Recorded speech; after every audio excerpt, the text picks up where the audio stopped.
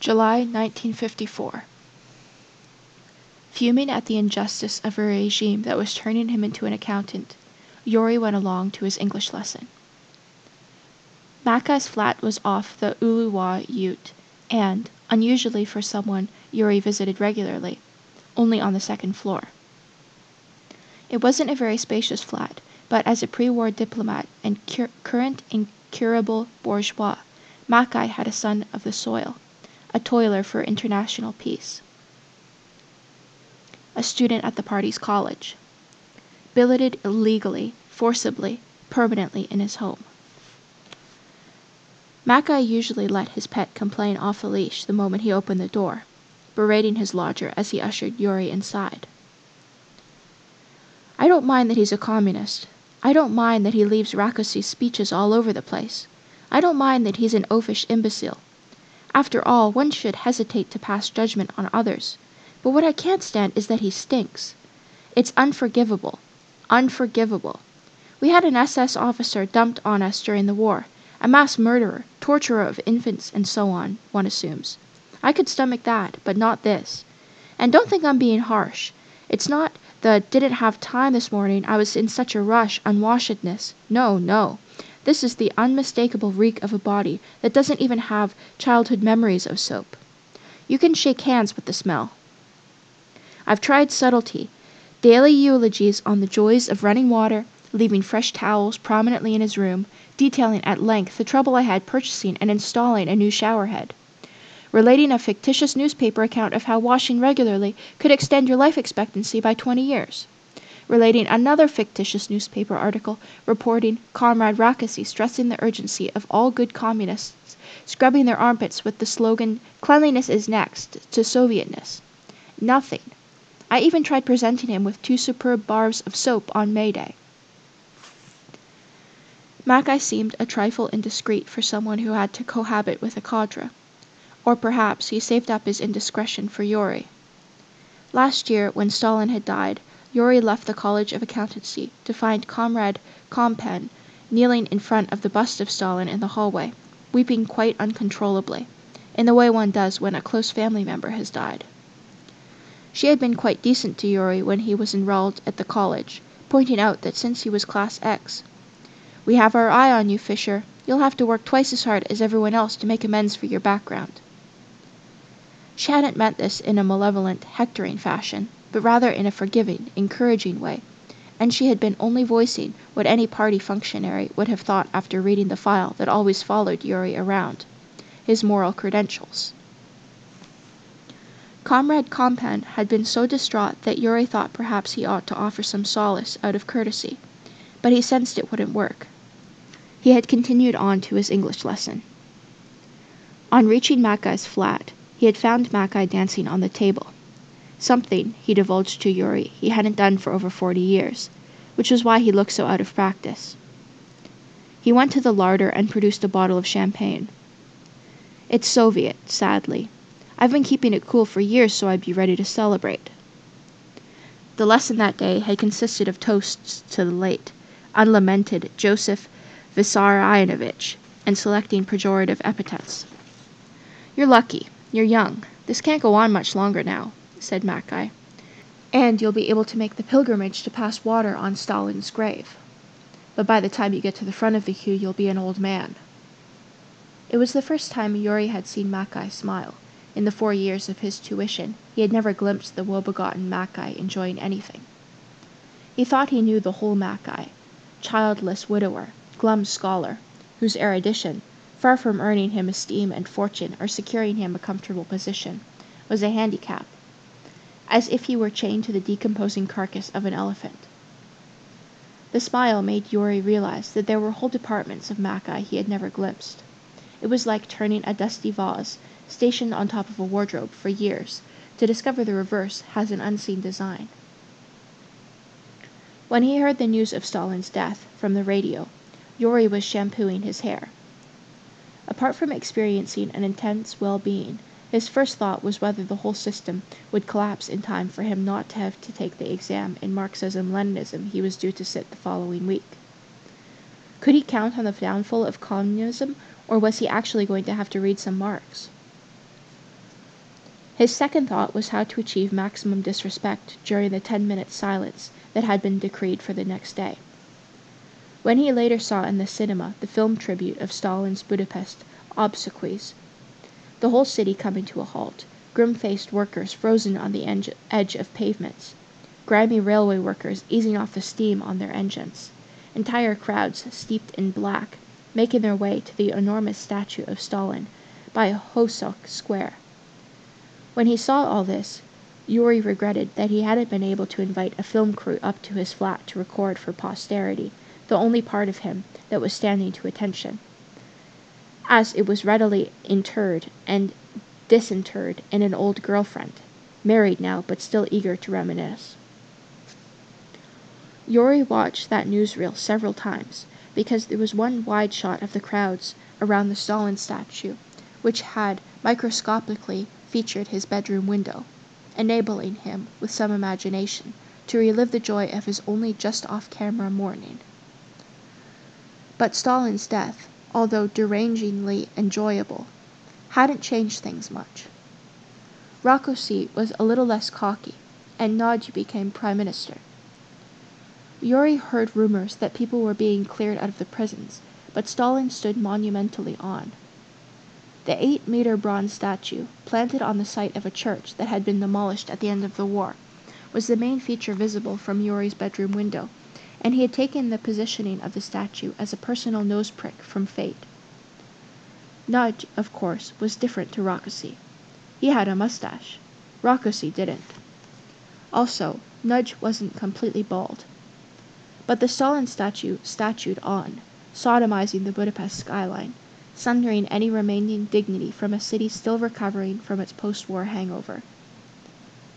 This evening, Mackay appeared at the doorway of his flat without any doorbell prompting. 3-2 to the Germans, he said. It must be a fix.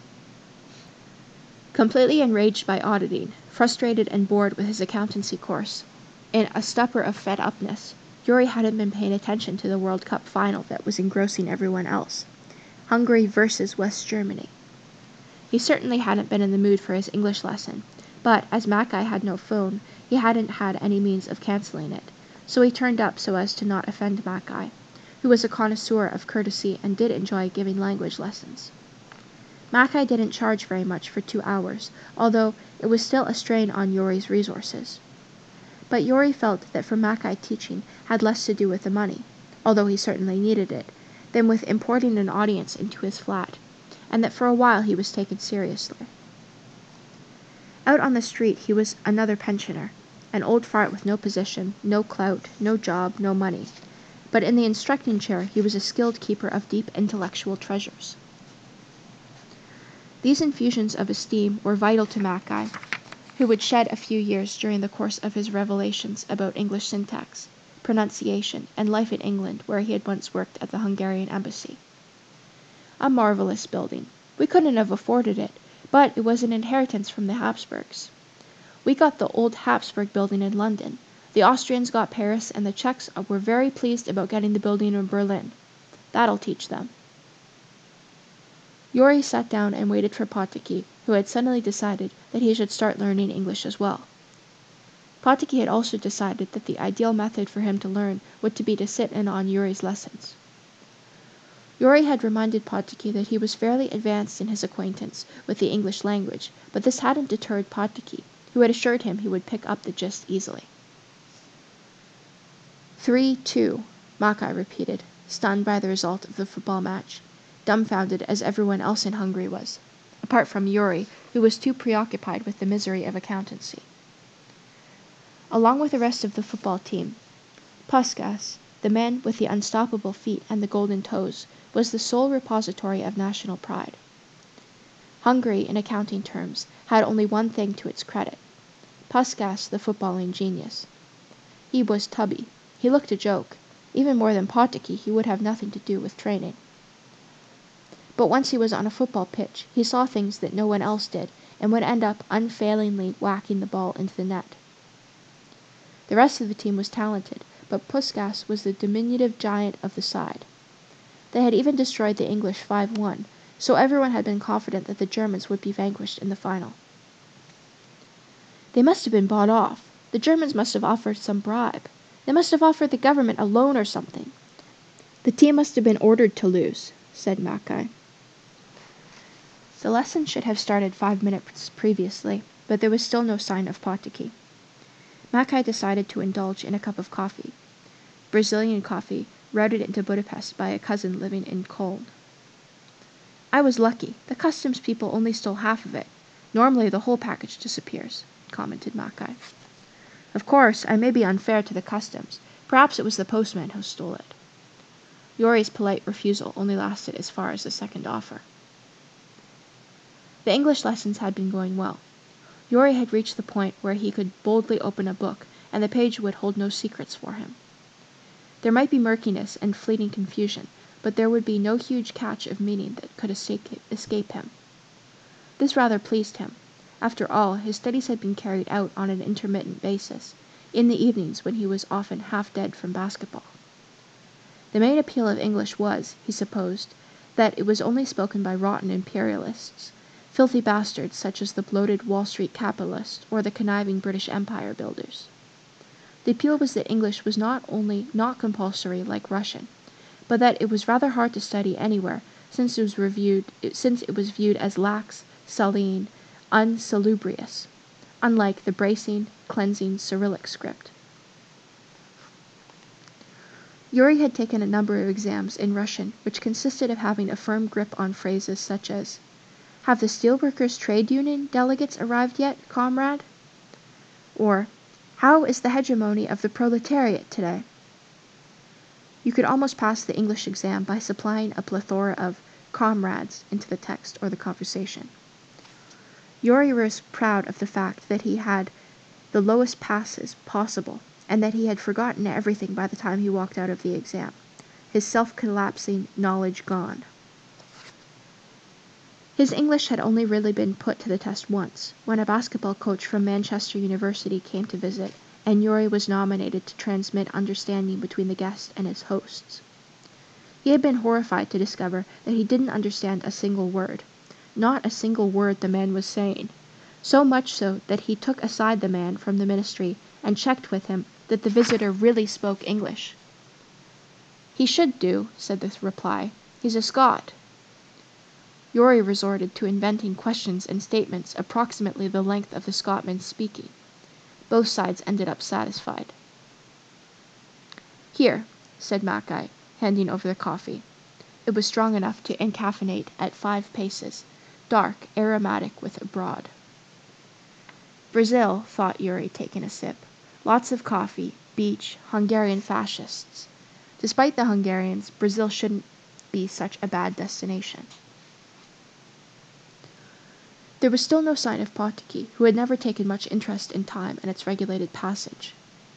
Even if he had been Sovietized to the point of having a dozen wristwatches on his arm, he couldn't have kept an appointment. His lack of synchronization with the rest of the country had become more pronounced since B had forsaken him. Potiki had never admitted it. He never conceded that B had dumped him, had dropped him from a great height. But B's opening a liaison with one of Hungary's most senior, most influential, most moneyed actors had coincided with Potiki staying in bed for 3 days, unable to muster enough courage to brush his teeth or even join Alec for a tete-a-tete. "Come on," Yuri urged after Potiki, who remained connected to his bed for 48 hours. "Pull yourself together and let's go rowing."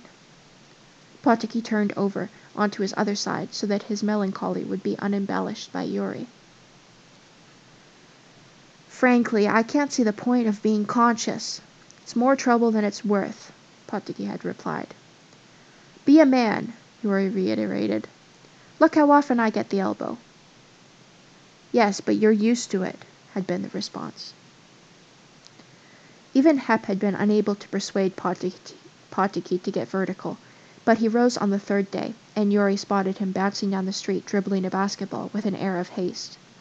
"What happened?" he had asked. "I got an erection." 20 minutes late, Potiki entered, saying, 3-2 to the Germans. It must have been fixed."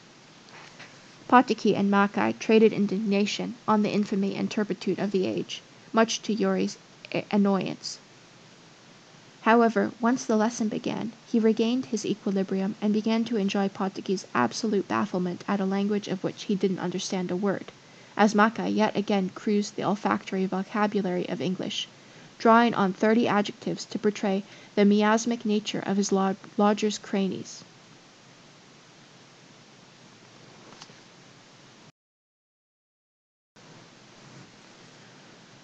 However, once the lesson began, he regained his equilibrium and began to enjoy Potoki's absolute bafflement at a language of which he didn't understand a word, as Mackay yet again cruised the olfactory vocabulary of English, drawing on 30 adjectives to portray the miasmic nature of his lodger's crannies.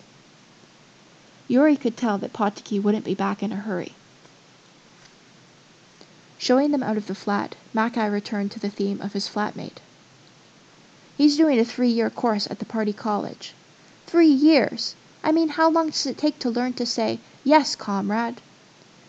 He insisted on showing Potoki the interloper's room to give a more forceful illustration of the magnitude of the stench. "What can I do? You don't know a place where I can buy some powdered glass?"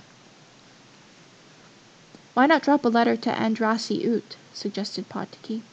"Something on the lines of seeing him hanging around the American embassy with a false mustache. If you get a few dollars to slip under his pillowcase, that would be a nice touch." Mackay had been preparing to laugh, but then realized Potoki wasn't being facetious, and settled for a nod or two that could be interpreted any way you wanted. The tram was empty apart from Yuri and Potoki, but still indisputably public when Potoki pulled a thin manila folder from the large hold-all he used for hauling around his photographic paraphernalia. He handed it over to Yuri. "It's this year's belated birthday present," he said. The file was marked with the AVH acronym, the latest rearrangement of the AVO's name, and lower down with a lowercase, severely secret. Inside was Yuri's form, his Ministry of the Interior file, his civic, ideological profile and worth. His date of birth and name were typed. His date of birth was incorrect, and his middle name was misspelled. The only entry on the file, in a rather flourishing hand, in blue ink, was, "No particular remarks." It was the most insulting assessment he had ever had, leaving the caustic remarks of his schoolteachers at the starting line. The police state didn't think him worth policing, not interesting enough to merit further consideration. "How did you get this?" asked Yuri, feeling distinctly uneasy, holding such an interior document in his hands.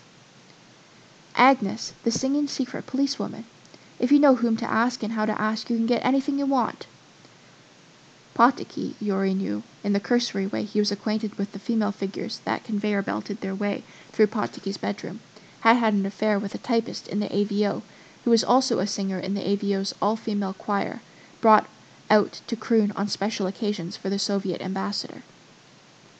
The reddest of Potoki's girlfriends, she was also taking a night course in script writing at the College of Theatrical and Cinematic Arts, to help crisp in those confessions, as Potoki had observed. "They didn't have much to say on the subject of me," said Yuri. "Let's face it, you don't join the AVO because you want to work. Mind you should see my file," said Potoki, pulling out a folder like a volume of an encyclopedia. "I never would have guessed they had so many women working for them, including one very sexy chimney sweep that I briefly met in '49. I haven't read it all." Potoki paused to scan a few pages. "But there's definitely someone grassing on us in locomotive." He fished into his pocket and produced a card. "But, anyway, thanks to Agnes, I'm well prepared." He held an AVO identity card with his picture and name. Yuri's lengthy astonishment had only started its journey into expression when, as the tram rumbled down the museum Kourot, they saw and heard the commotion of a large crowd around Brody Sandor Utsa. "It's not Lenin's mother's birthday or something, is it?" asked Potoki, although the gathering had an unfamiliarly unofficial air about it. They got off the tram to have a closer look. Hundreds of people were crowded around the headquarters of Hungarian Radio. It quickly became clear that the crowd was there on account of its displeasure with the result of the World Cup final. There were periodic bursts of rhythmic chants. "We want justice! We want justice!"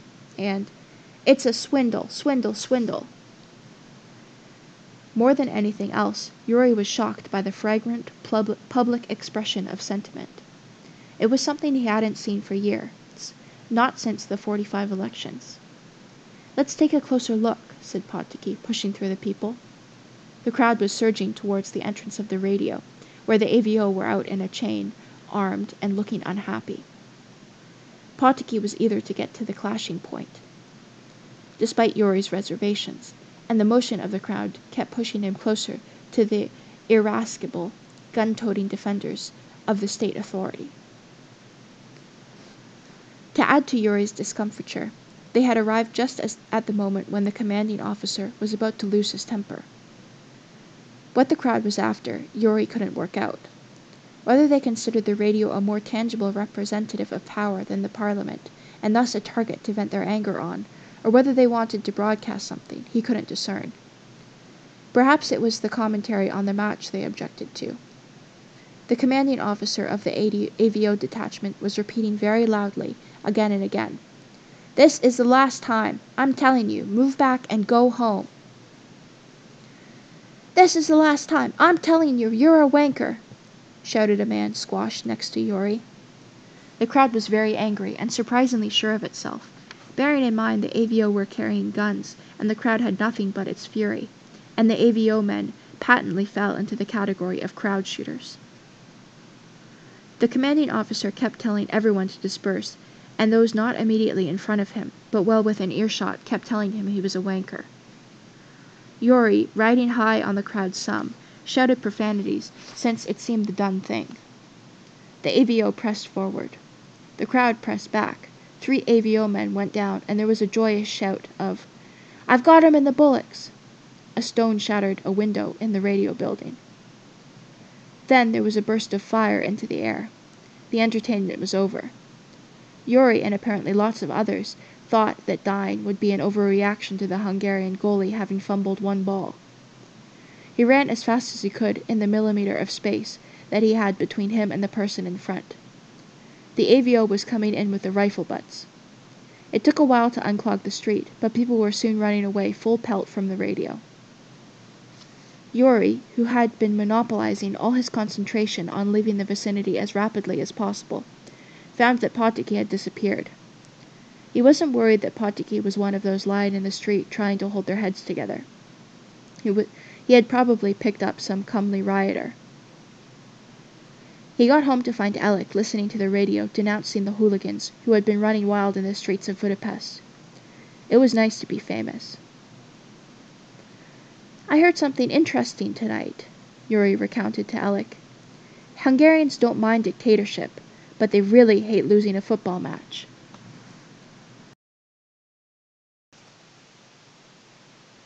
November 1955.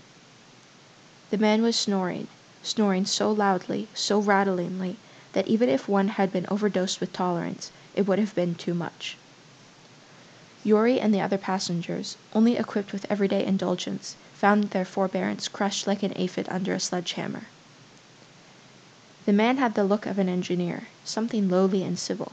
The pens in his shirt pocket spoke of rudimentary learning and erudition. The adept way he blew his nose with the aid of his right hand, and with one motion hustled the guitar out of the open window, spoke of too much time on building sites. He had got on the train at Budapest and placed his dowdy belongings on the overhead rack, sat down in one of the seats next to the door, leaned his head against the glass, and turned on the sleep, instantly, without any preamble. Within a few seconds the snoring had commenced, as if approaching them from a great distance, faint at first, but growing steadily to a prodigious din erupting from the man's open mouth. Everyone else had looked at each other, first with a sort of tacit amusement that had progressed to bemusement and carried on to irritation. The odd thing about people behaving badly, Yuri noticed, letting their boorishness slop out onto others, was that it was usually the victims who were embarrassed rather than the perpetrator. The volume of the snoring was phenomenal. A mild, intermittent rasping might have been bearable, but the engineer's lungs pummeled everyone's eardrums mercilessly. Also, truthfully, it was most unwelcome to be privy to the detailed internal workings of a corpulent engineer, to have a ringside perspective on his respiratory adventures. There were sporadic lulls, producing an optimistic sense of relief, of the auditory siege being lifted, but these interludes of silence, while the snoring caught its breath, only made the restored gurgling more serrated. Yuri, at the opposite end of the compartment, had no contiguous opportunity to impede the snoring, but those closer attempted to trip up the volume. Discreet coughs followed by indiscreet coughs, yelps, proddings, and shovings didn't succeed in making him miss a slumbering beat. The woman in the headscarf started chuckling loudly, as if giving the traditional imitation of a chicken. The snoring faltered and disappeared under the onslaught of the clucking. "It always works with my husband," she said proudly, but as she did, the snoring pulled out into the fast lane again. The man opposite tried trailing a powerful garlic sausage under the sleeper's nose. Nothing. The engineer snored on blissfully. The flawless repose, the effortless snoozing excited Yuri's admiration as well as irritating him. He could never sleep on trains, or at best could only achieve a disorienting stupor that was worse than being tired. The sausage waver was becoming edgy and aggressive towards the Morpheused slob, who was wholly different to the implorings and digitings he was getting. If it hadn't been for the obvious passage of air in and out of his workings, the sleeper's lack of response would have been rather worrying, so loath was his body to do its job and pass on the complaints. "My dear sir, you're snoring rather loudly," said the bespectacled protester, giving another push to the snorer. To flee the palatal thunder, Yuri left the compartment. What a gift to be able to sleep like that, he thought. How agreeable to sleep through the entire thing, to only wake up when everything had changed. That was one of the worst things, the boredom. Dictatorship of the proletariat, apart from the abrasive and brutal nature of its despotism, was terribly dull. It wasn't the sort of tyranny you'd want to invite to a party. Look at the great tyrannies of antiquity. Caligula, Nero. Now there was tyranny for you. Excess, color, abundant fornication, stage management, excitement on the loose. Panem et circenses. What have we got? Brooded Yuri. Hardly any panem, and as for circenses, only the sort involving people running around wearing red noses. Not only do I get a dictatorship, fumed Yuri, but I get a tatty dictatorship, a third-rate, a boring dictatorship. I could have stayed in Budapest and watched Boris Godunov, he thought. He had only seen it 4 times. Another, somewhat unacknowledged triumph of the new order was that you could always watch Boris Godunov any time you wanted to. After all, there were only so many Russian operas to choose from. Roka, entwined with a singer, had acquired an unquenchable taste for opera and had invited Yuri to accompany him to see his fiancée in action. It was amusing to see all the policemen and steel workers packed into the front rows of the auditorium, whether they wanted to be there or not. At Gans, the lathe-turners had drawn lots to allocate the tickets distributed to them by the party secretary, many preferring to do an extra shift rather than having to face the music. Yuri had put in attendance at Boris Godunov the month before, so he had decided to go down to Szeged to investigate the party for which Solyom Nudge had been acting as harbinger. In the next compartment, a beautiful girl was talking animatedly to a female friend with the bounce of the attractive. With the right looks, a good stock of beauty, you were always going to come out on top. It was the life belt that would keep you from floating to the surface. Sadistically, she licked her lips and dangled her left calf, crossed over her right leg, energetically in a manner and in a brisk rhythm that even someone without Yuri's unifilar mind would have found reminiscent of riding the unirail. "Why," lamented Yuri, "does the beautiful girl never sit in my compartment? Why am I always lumbered with the noisy oaf?" Admitting to himself, as he returned to his compartment, as he was old enough to know, that if she had been sitting in the compartment, he wouldn't have been able to craft any conversational grappling hooks, or have the nerve to use them. The passenger who had been trying to stop the slob sleeping aloud had finally despaired of polite memos to the snorer's nervous system. He arranged the sleeper's hand into the overhanging doorway and slammed shut the sliding door in a vigorous attempt to guillotine the fingers. The sleeper awoke, but only with a mild grunt of surprise, as if he had dropped off unexpectedly. "So sorry," apologized the door slammer. "I seem to have caught your fingers." The slammy wasn't bothered at all. He proceeded to unwrap a rug-sized piece of paper, from which he dug out 3 greasy fried chicken wings, which he ate with such gusto and noise that everyone felt they had a molar-eyes view of the mastication. The general relief that came when he had chomped the last of the chicken was promptly dispelled when, on the count of 3, sleep was resumed and the slob carried on snoring from where he had left off. Szeged was still 2 hours away. As a putative employee of the railways, Yuri traveled free, but this didn't make the trip any less onerous. When you're 18, you'll travel to the other side of the earth for a party, he thought, sensing how he needed to talk himself into the pursuit of pleasure now. "Don't worry," Alec had said, struck by a wave of paternity. "There is a season to these things. 1911 in my case. In 1911, I couldn't so much as say hello to a woman without her running away or calling the police. The whole year there was the Great Wall of China between them and me. Nations, individuals, they all have their ups and downs. Pussy shortage doesn't last." This paternal wisdom might have been more consoling if Alec hadn't been coiffuring himself prior to some nocturnal escorting of one of his female acquaintances. Potiki had doubtless passed on gleefully to Alec the news of Yuri's latest failure, an unprecedented hat-trick of romantic flops. On Andrassy Ut, Yuri, having bumped into István's wife's youngest sister, had been introduced on 2 shapely netball players she had in tow. He had taken advantage of their fortuitous discussion. On Andrassy Ut, Yuri, having bumped into István's wife's youngest sister, had been introduced to 2 shapely netball players she had in tow. He had taken advantage of their fortuitous discussion of a new film to propose a joint outing. The film, like all Hungarian films, would be rubbish, but it might help to flush out the girl's evaluation of him. And the beauty of suggesting the film was that he hadn't, technically, asked the netball players out, so that a refusal would be a rejection of the film rather than his charms. This appeal to culture was necessary because his self-confidence was pavement high, and also because, from such a cursory reading of the netball players' interest meters, he hadn't been able to ascertain how keen they were to admit him to the 2-legged amusement park.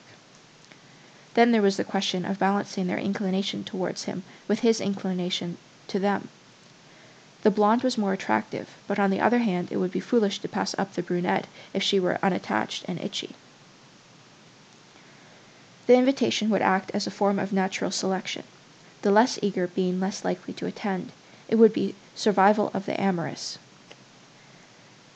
Determined to put his fists through his bad luck, Yuri had also issued a 3rd summons to another aspiring accountant, Ildiko, whom he had got to know in the library by fetching a book for her from a top shelf that she had been struggling to reach. Standing outside the cinema, Yuri congratulated himself on his blunderbussing his misfortune, overcoming his jinx by a concerted human wave attack. However, as the film started with no trace of the girls, so did his perplexity and the choking sensation that he had been stood up in triplicate. By trebling the odds, he had trebled his penalty. And he had had no chance to sell the other 3 tickets. He had been skint, and although Yurkovich owed him 100 forints, it was exactly because he had been so hard up that he hadn't been able to ask for it, because it would have looked as if he had been extremely hard up, which he didn't want. Gazing out the train window through the snoring, Yuri could see peasants engaged in doing something autumnally agricultural. Too stupid to find the road to the city, Yuri chuckled. Confidently conurbational. Still, someone had to grow potatoes, and someone had to film them. As part of his acolyteship at the College of Theatrical and Cinematic Arts, Potocki had been out in the countryside, acting as tripod carrier for a newsreel crew he had been assigned to study in action. They had gone to the village of Sambek, the closest representative of Hamletness and unabashed bucolicality to Budapest, only an hour's drive away. The story the newsreel crew was covering was the 4.5 anniversary of the collective farm, which might have been connected with the need of the director, Gatti, to acquire some comraderly crates of white wine for his garden parties. Even in the artistic circles of Budapest, where the entry fee was egomania, Gatti had tantrumed his way to prominence.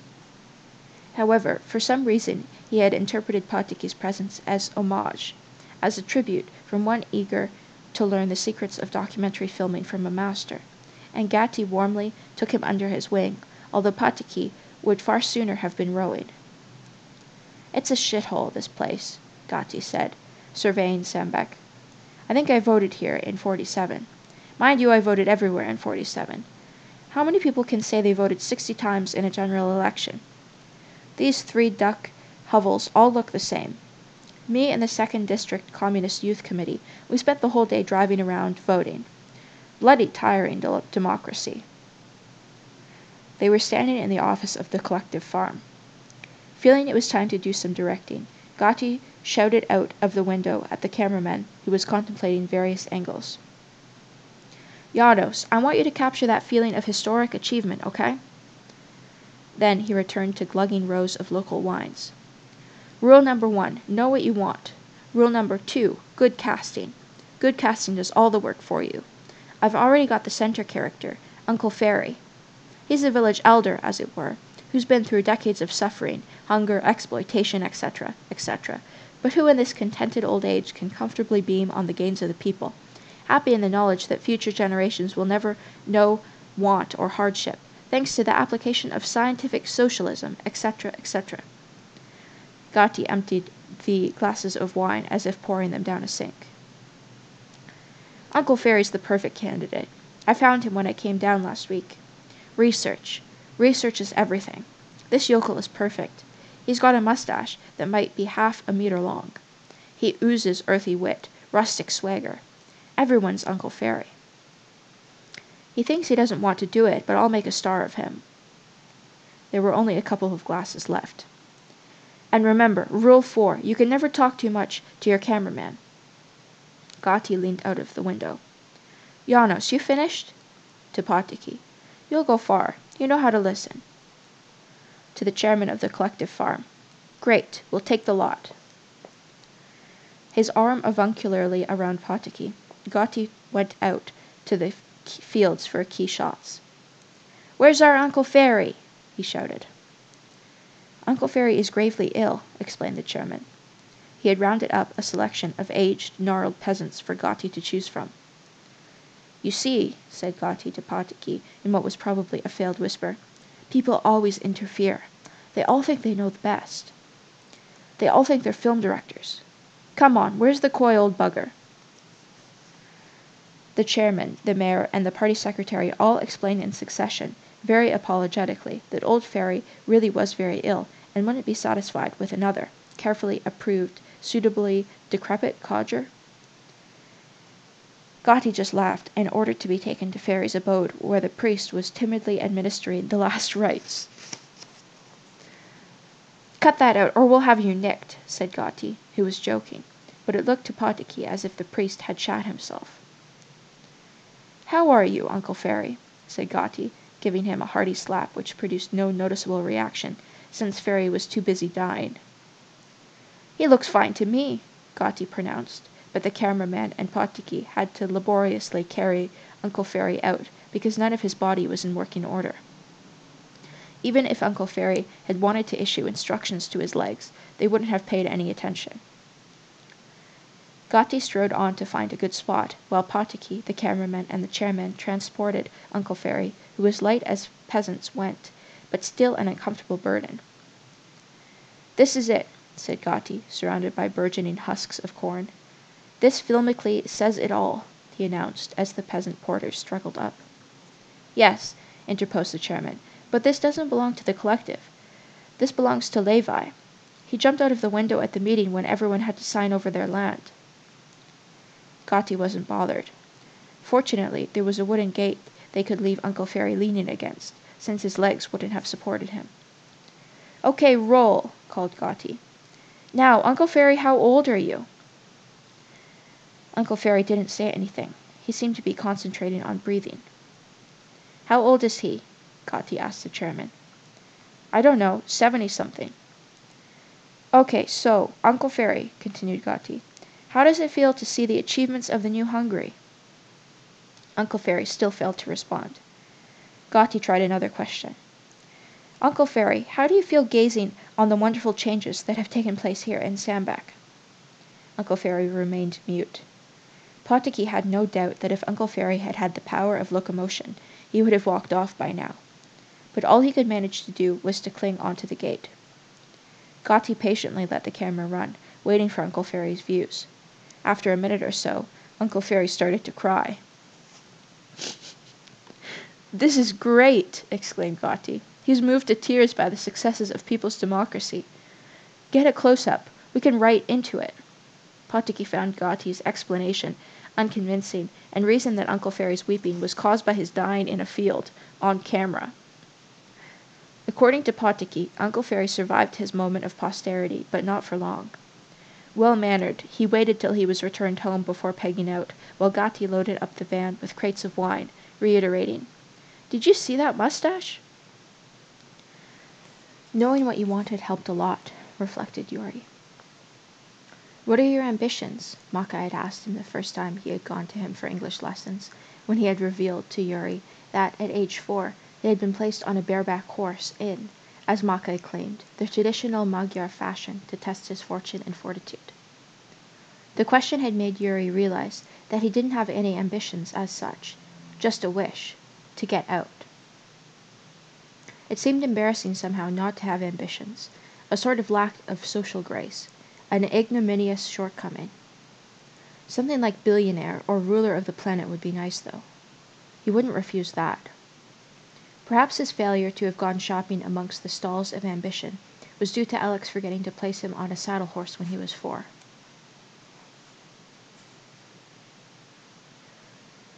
Yuri had been hoping that the Slav would remain asleep and overshoot Szeged, but with the same precision the driver of a train used to bring the carriages alongside the platform, the Slav timed the moment to eject from sleep. By this stage, Yuri was the only one left in the compartment, the others having fled under the relentless bombardment of Zeds. He didn't know much about Szeged, but he knew enough, when the Slav asked the way to the center of town, to send him helpfully in the opposite direction. Treasuring the miniature revenge, Yuri set off to look for Solemn Nudge to fill up the time until the party in the evening. The search for Solemn Nudge meant a lot of crisscrossing the university, making repeated treks to his room and asking randomly for his whereabouts, of which everyone denied all knowledge. By a process of elimination, eventually, Yuri made his way to the library. The university library had a dully grave, library-like dumbness, still with the sediment of millennia. Most libraries with their accumulated letters gave Yuri an oddly reassuring sentiment. "It's okay," the books encouraged wordlessly. "We're here." Out there it might be lunacy piled up to the heavens, rubbish on the rampage, the havoc of mediocrity, but we have no truck of stultiloquence. In here, it's fathoms of culture, the best of the centuries. The Zelks shifted out, the poetasters and bores, the platitude salesmen booted out. The invertebrates of the past, desiccated, powdered, crumbled, blown away, leaving only the bones of those with spines, those who were fortunate enough to have been backboned before Marx, so they had no opportunity to cast aspersions on him and cast themselves into lectoral exile as a result. The shelves served up the freedom to travel, thousands of escape hatches into countries, eras that Lenin had never heard of, and that had never heard of Lenin. What happened in 1874? Roka had asked him the day before, coaching Yuri for his Marxism-Leninism exam. 1874? 1874? No idea. Lenin was 4. Entering a library was always cleansing, as long as you didn't tamper with anything published after 1945. Though Yuri could never settle down there because after a quarter of an hour or so he would break into a fidgeting, yearning to scratch his backside or stretch his legs, have a coffee, do anything but read. However vehemently he strove to immerse himself in his books, to hold his academic breath, he invariably had to come up for interludal air. When it came to studying, he was a sprinter. Then there was the trouser barking. The discipline and decorum of libraries were somehow great catalysts for the cultivation of amorous propensities. It was exactly because libraries weren't supposed to be about sex that they were. Yuri would sit down, soak up a few lines, and then there she would be. No matter how empty it was, every library seemed to be provided with a young lady. No matter how fascinating the accountancy textbook he was reading, the entire crowd in Yuri's control room would throng around the newcomer. The staid background of a library boosted the pulchritude of even the plainest girl to unbearable levels. The speculation would begin. Would putting this in that affect the rest of her life? Would you need a machete to work your way through the subnaval jungle? Density of the venereal grass was a tiresome reoccurring theme, the irrigation of the delta, the borders of the areolae. The panel would raise the same questions again and again, until the curiosity made him ache and he was out of breath. If only he could have diverted some of this torrent, he would have been the president of a medium-sized country somewhere. It was a perpetual motion. It might slow down, but it never stopped. He would sit in the library, and the quim of styles would rotate. The doormat, the black sheep, the winter tree, the pom-pom, the paintbrush, the chainmail. His vision would tunnel down to Mons size. Ascending the various levels of Szeged University's library, Yuri kept on not seeing Solemn Nudge. He remembered that Attila Joseph had been a student there, this making the staircases fractionally more interesting. For some reason, Potocki had been very angry about Joseph. Yuri had caught Potocki kicking a volume of his poetry about. Joseph had been so insanely poor and insane that he had had no choice but to become a poet. So poor he couldn't even afford to starve in a garret, and so insane he had thrown himself under a train at a good age, 32, though some might quibble that 32 was the outside limit for a young and tragic death, especially since his life had been so unremittently awful. It was hard to understand why he had waited so long. Joseph had also been the only person with any character, and certainly the only one with any feeling for the Hungarian language, to join the Communist Party, which he had done, driven by an incurable loneliness, in the 30s when the party was illegal. He had been expelled almost immediately for having the temerity to think, saving himself from iniquity and saving the party's record of unblemished imbecility. Solemn Nudge cast his absence all over the library. Passing one studious lady with a window seat, Yuri's gaze dovetailed with hers, and he realized it was Jadwiga, the Polish girl he had met the week before, slightly obscured now by glasses.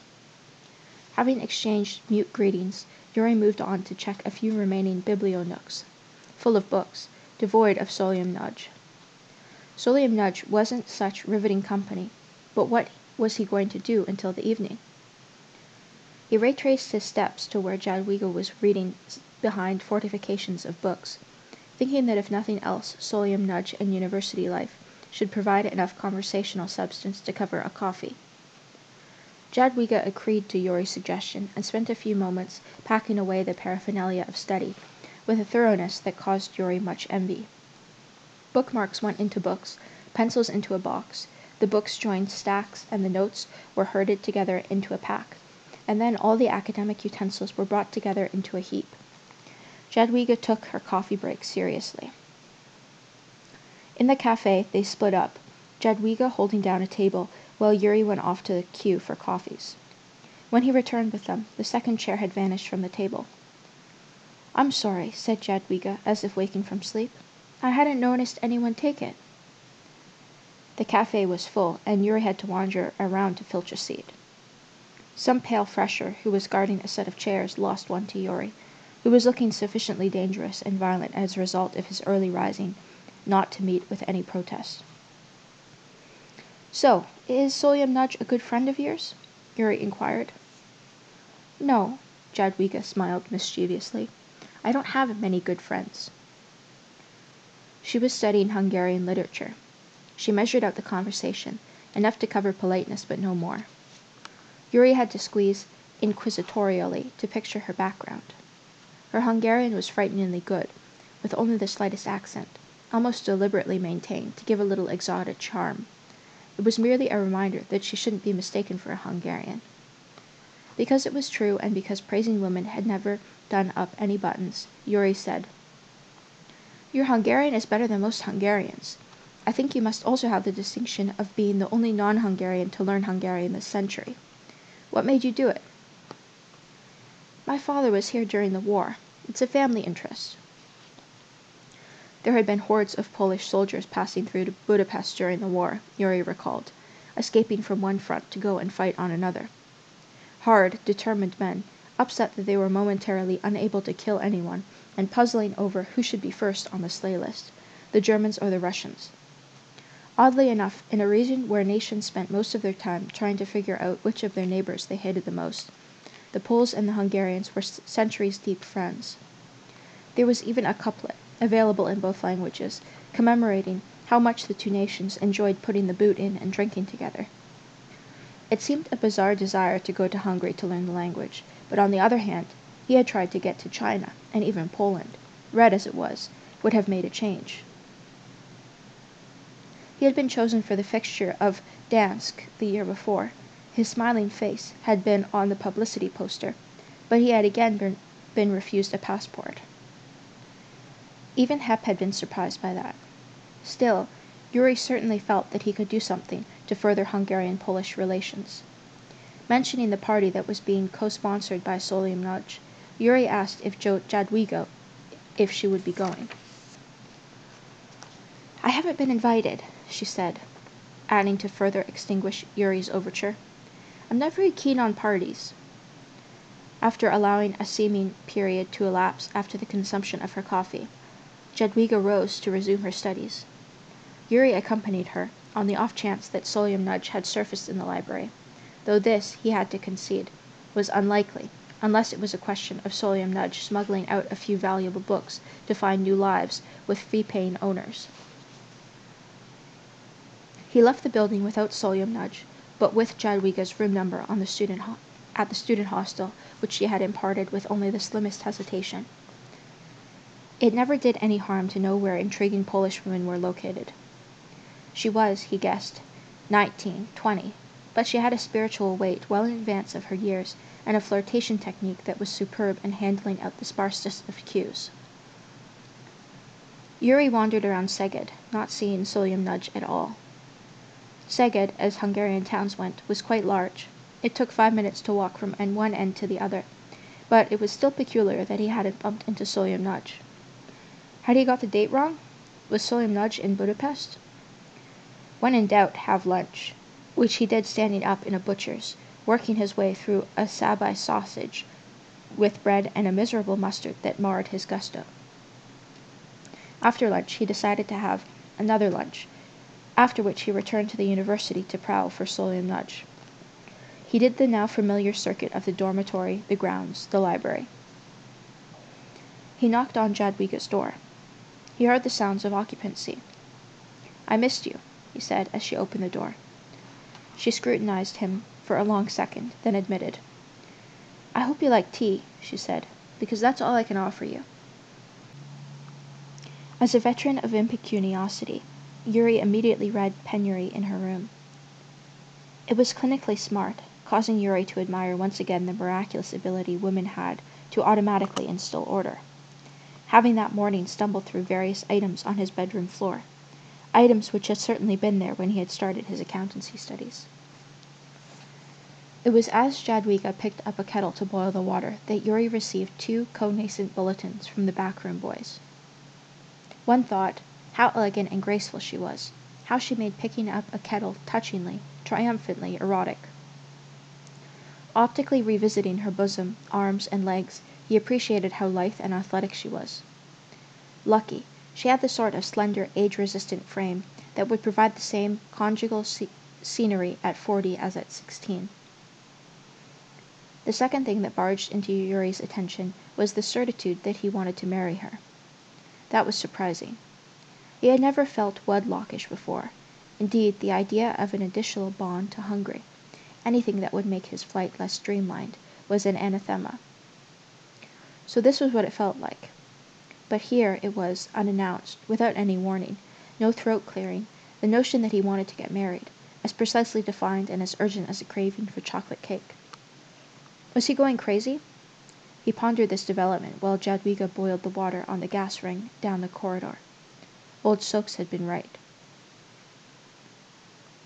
On the wall was a roughly hewn wooden crucifix, the sort of thing a pious peasant with time on his hands would do. Maybe Stalin was dead, maybe this was 1955 after all, but this was tantamount to having a 2-meter marble horse prick deposited outside the rector's office. Clearly, it wasn't just Jadwiga's breasts that were firm. Yuri welcomed the audacity, but wondered whether there would be theological tape interfering with the expedition down south. In a way, Yuri regretted having the tea, and the rather wretched biscuit that Jadwiga offered him, since he had the feeling he was consuming half of her worldly goods. The tea she had had to scoop out of the bottom of a tin, and the biscuit, he suspected, had been stored up for a special occasion, which he wasn't. An offer of supper, as long as he could find a ridiculously cheap restaurant, was doubly required. "Could you help me with the window?" she asked. "It's a bit stuffy in here."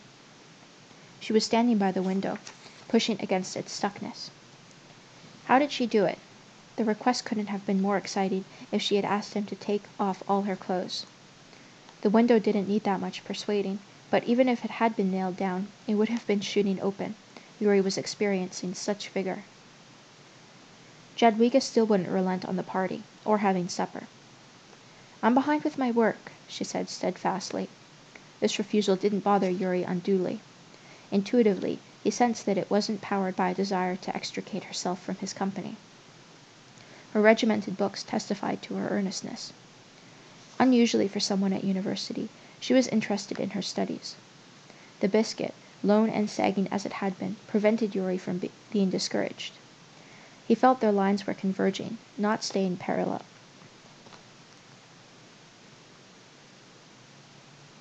This was love at the first cup of tea. He withdrew to let her study for a while and to craft some advances. Solyom was now back in his room. He apologized for his absence, owing to several trips to collect fluid supplies for the evening. The party was held at the theater. Yuri, who had thought he had seen professionally debauched festivals in Budapest, had anticipated a more provincial level of bacchanalia, but he had to concede that that night in Szeged was nothing but arrestable and immoral behavior. It was indisputably the fastest social event he had ever attended. There was a hip bath on stage, in which Solyom mixed what he billed as the largest cocktail ever fashioned in Hungary, a triumph of socialist planning, involving Albanian brandy, ice cream, vodka, and other things that no one could or would identify. Within half an hour of the hip bath opening for business, there were people unable to prise themselves off the floor. Yuri had only one small glass, which he sipped pensively, and he was very glad he hadn't emptied it down his neck like the others. It already seemed to him that the stage had grown a vicious slope. Agnes was there, whom Yuri hadn't seen for years. That was the problem with a small country. You were always walking into your past. Yuri had heard that she had gone to Szeged to study.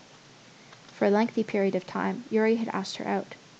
Potocki had even been squiring her best friend, Elvira. Yuri asked, Agnes ducked. "She always goes out with a friend of whoever is going out with Elvira," Potocki had encouraged, insisting that Agnes had already indicated her approval of Yuri's merits. However, whenever Yuri proposed some social union, Agnes always produced some excuse. There was no untreated refusal.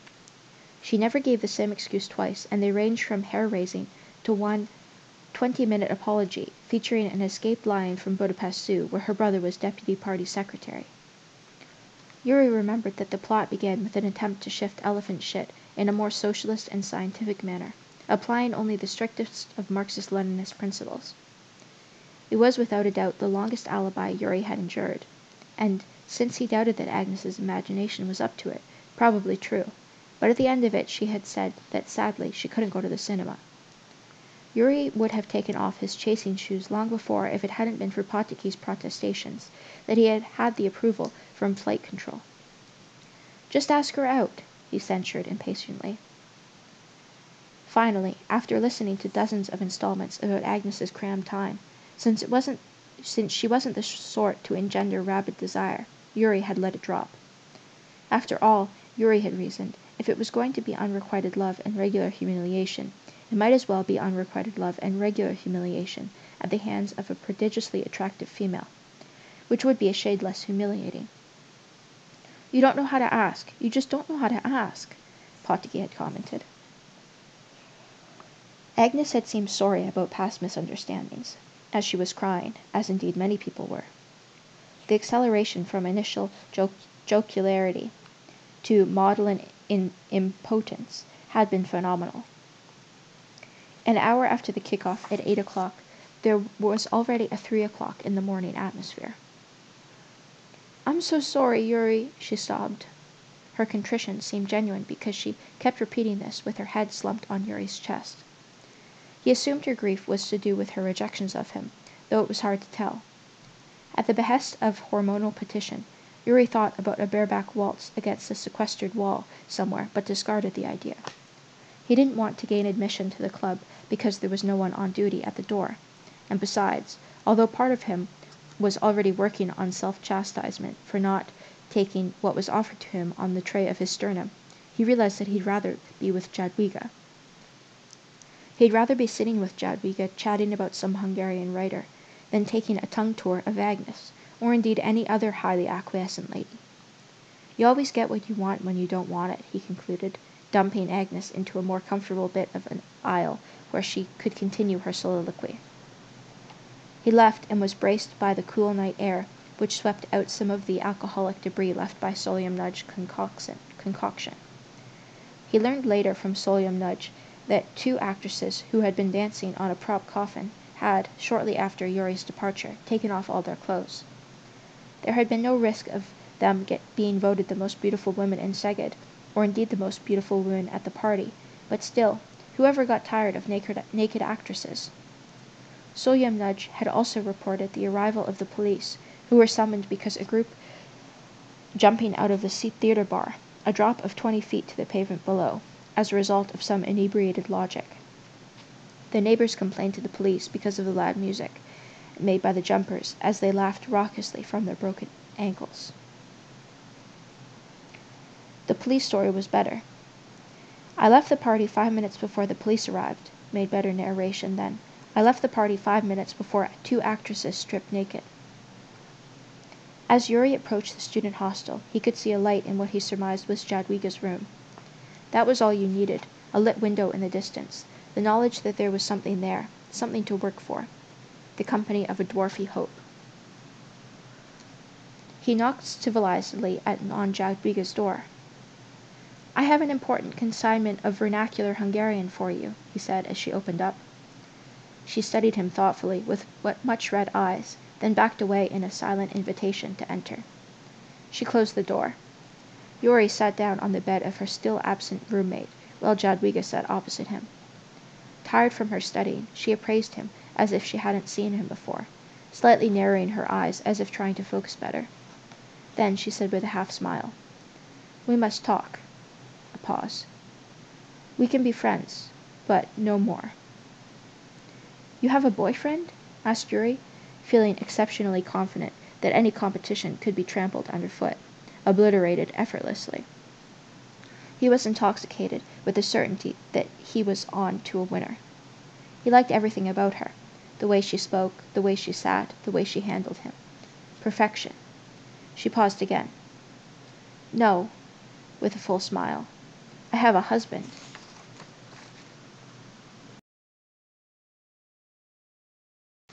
September 1956.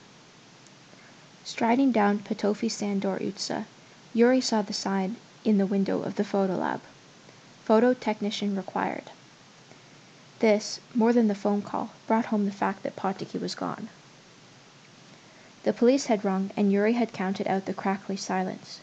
He had made it only 42 seconds before the distant receiver was replaced, but it could only have been the 45-second signal agreed with Potiki. Potiki was out. He had gone to heaven and called from a pearly phone.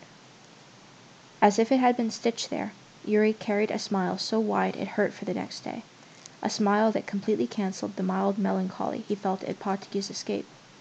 A mild melancholy because he hadn't wanted to dwell on the probability that he would never see him again. Potiki was out. It was not only a stinking horseprick in the posterior of the authorities, it was a colossal stinking horseprick. It gave him so much pleasure that he tried not to think about it too much, to ration himself to a few hours gloating a day. But this notice cut the floor out from under his satisfaction. Only a fortnight gone, and he was missing Potiki acutely. There was no one else in the country who could call him an arsehead with quite the same authority, the authority of a lifetime's acquaintance. When he got home, he was glad Alec wasn't manning the armchair, and that his nosiness wouldn't be snooping around. He was also glad Jadwiga had consented to come to Budapest, and that he didn't have to trudge down to Szeged. Did other people really have to work this hard for happiness? You find world-class love, but your beloved lies at the other end of the country. He peered out of the window and inspected the street, although it was too early for her to appear.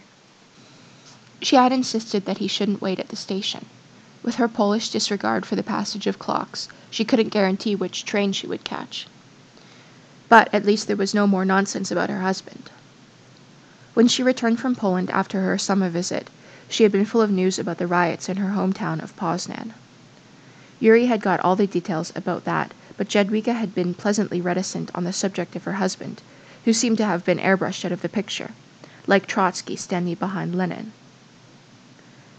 The news that Jadwiga was married had caused all his carefully handmade aspirations to shatter like the china in a porcelain shop, crashed into by a well-fueled bomber with a full payload.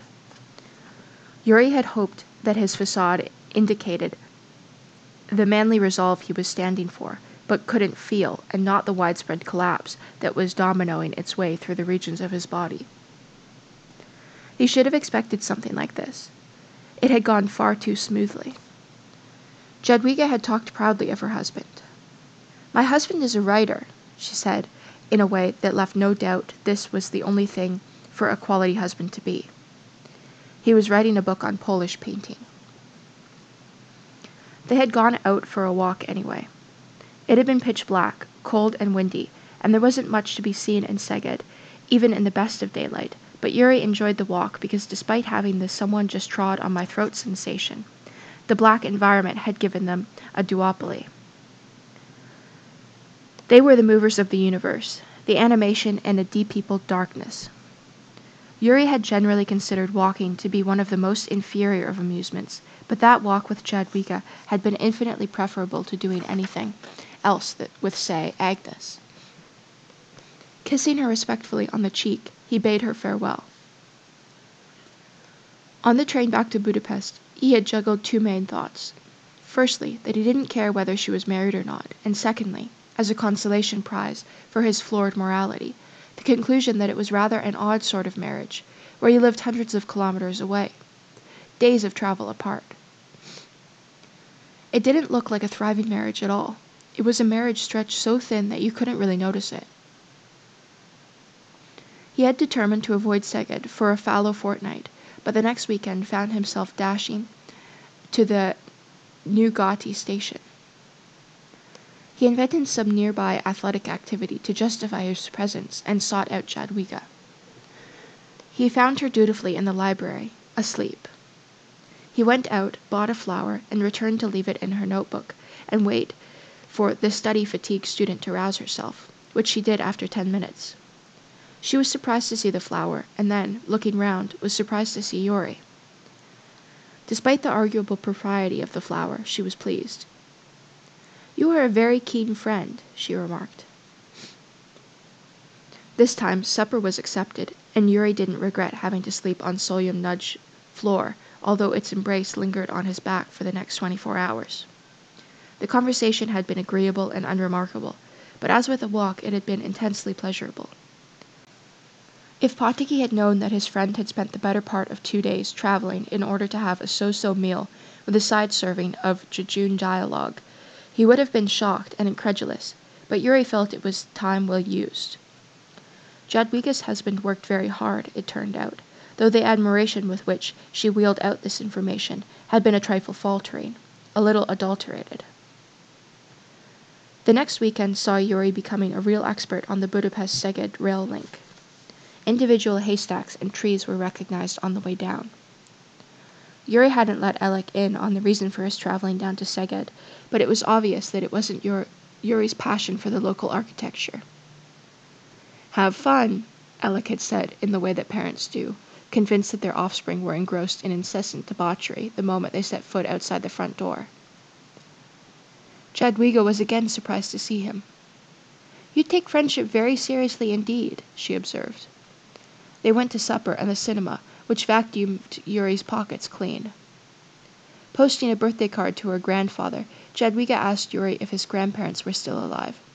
This annoyed him slightly because she asked the same question during their first walk, and thus it was obvious she didn't store away everything he said in the way that he noted down her words for future examination, building up a dossier on her. "My grandfather was in what the Germans called Auschwitz. The Jews don't like to mention how many Poles died there. My grandfather survived, I think, because he is a persistent man, a very persistent man. He taught me the value of persistence, too." Reviewing the proceedings, Yuri was astonished how much pleasure could be had without taking off any clothes, and with a mote of oxygen dividing them from the castle he wanted to storm. He had listened politely when she had made reference several times to her husband not writing dutifully enough to her, though this had been presented more as a general critique of men. The travel was a nuisance, though. Yuri wished they could provide a gymnasium in the train so he could do some athletic training. He opened an accountancy textbook, and he and the print stared sullenly at each other for a while. The travel was eating up a lot of his time. The next weekend, he was spared the purgatory of hours of travel because Jadwiga came up to Budapest to visit some fellow Polish students, to whom in the end she barely said hello. It was an unusual situation for Yuri. He had never shown anyone around Budapest before. Indeed, he had never had the inclination to do so. Jadwiga had only spent half-days in Budapest in transit to Szeged, so he had to shake his brains for an itinerary. He took Jadwiga up to the Gellert Hill, where there was a Statue of Liberty, a woman reaching out above herself with her arms at full stretch as if reaching for something on a top shelf.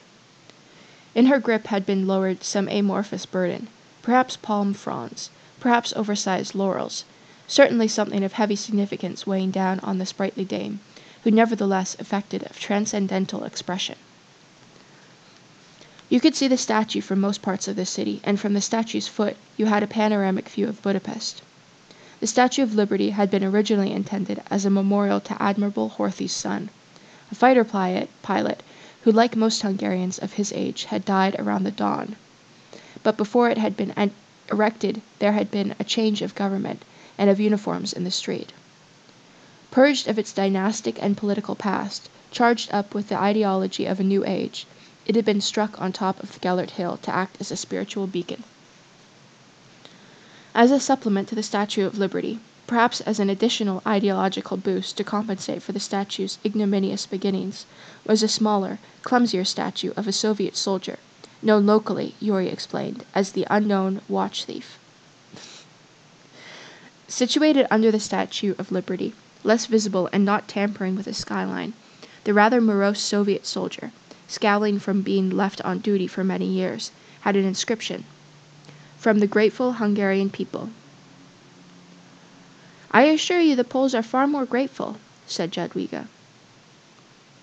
Bonhedyi had, as always when he ran out of cash, dislocated his shoulder. He could dis and relocate his joints at will, gone to the doctor, collected a check from the insurance company, despite the fact that he would be out on court bullying the ball the day after, and invited everyone to the restaurant at the Kaleti railway station.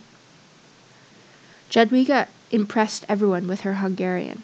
Roka refused to believe she was Polish, and also with the way she dealt with an enormous plate of Wiener Schnitzel and a liberal portion of calf's brains.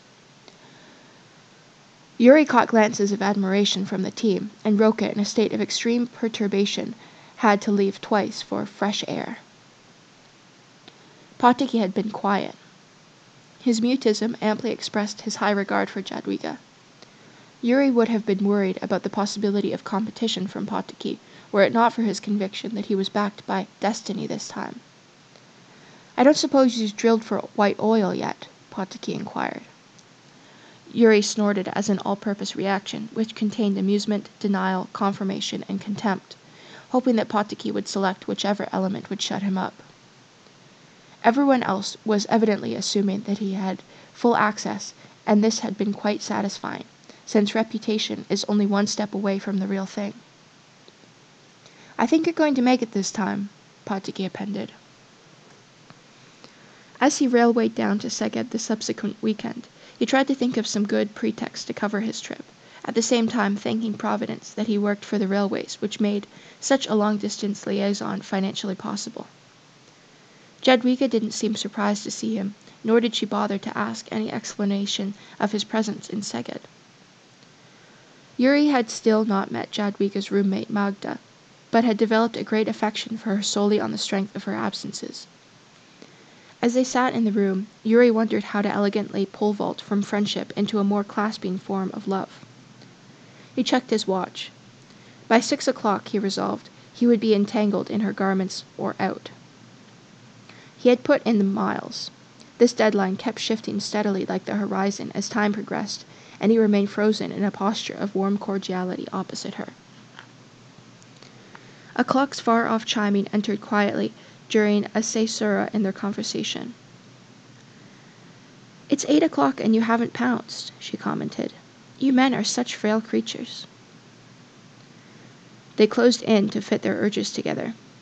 The main thing, he pondered, hugging her thankfully, was that she felt it too. If he had made no inroads on her heart, that would have been unbearable. They clung to each other as if they were tumbling through outer space. Two supplementary conclusions made themselves comfortable in his thoughts: that by holding her he had captured everything he wanted in life, and that he had got to the end of pleasure. "Switch off the light," she breathed. Just before he alighted on her in the darkness, she halted him, and from the bed she reached up to draw back the curtain. Her naked body was instantly coated with moonlight. How did she learn that? They sweated out the loneliness, and after the gasps of surprise and exertion, prostrated themselves on each other. "That's something that can't be wrenched from your possession," Yuri reflected. "Money in the unrobbable bank. Whatever happens now, I've won." Jadwiga's husband, it turned out, was a bastard. On the orders of his ball-gripping lust, Yuri kept looking out of the window, and just when he thought he was going to swoon with expectation, Jadwiga appeared. She was walking at a furious pace, he noted, a woman with a purpose, the week-long separation eliciting the same concupiscent smoldering from her. One of her most endearing features was the way she would take her clothes off as if they were on fire, leaving them where they dropped, without a thought for any sartorial suffering that might occur, and plunging into bed as if it were a cool pond of water. The other women had, no matter how high the flame was under them, been fearful of creases, and had taken time to utilize a hanger or a chair or to drape their attire. Yuri saw her shape through the smoked opaque glass of the front door, and he thought how lucky he was to have such a visitor. Virtually ignoring him, she made for the bedroom, casting off her dress and stumbling on her knickers, fell flat on her face on the bed. "Come inside," she commanded at the end of the crumpled clothes trail. "A part-time god," Yuri ruminated in a bout of lyricism. "I loosed off liquid lightning in my private thunderstorm." Jadwiga rose to go to the bathroom, and Yuri perceived a precipitous droplet dash along her thigh towards her ankle. He wanted to make her pregnant. What was going on? He couldn't believe he felt like that, but you can't beat biology, he concluded. Furthermore, it was very, very unlikely that he would achieve anything more important or significant than this, making one person feel full happiness, manufacturing a room of ecstasy, even if it were only a bubble in a gloomy ocean. It seemed a mundane pinnacle for a life, a trite climax for a biography, a flippant line for a gravestone. Did some worthwhile willying. But was there anything else that had given him the same reward of joy and plenitude? The oldest trap had opened and shut, and he didn't mind at all. "There goes the best moment of my life," he said to the absent Jadwiga. Which story had it been where the devil offers a man the chance to stop time, to slam on the brakes at a point of his own choosing, but the man can't decide when to say when?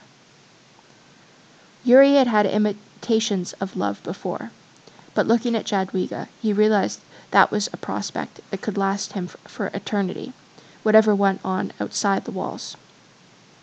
He didn't care who the General Secretary of the Hungarian Working People's Party was, or whether or not socialism was being built outside, or whether people were swinging around in the trees. He had this portable universe, his mobile self-sufficiency. This sort of satisfaction could bog down a man with great aims, but since he had never got around to preparing any, Yuri felt ready to sink back and enjoy it. As Jadwiga started recovering her clothing, Alec returned, and for some obscure reason, he only ever visited Yuri's bedroom on average twice a year, wandered in to catch the whole story of her skin. Mumbling apologies from the other side of the door, Alec retreated to his armchair, like a parrot to its perch, as if that would render him inconspicuous and inoffensive.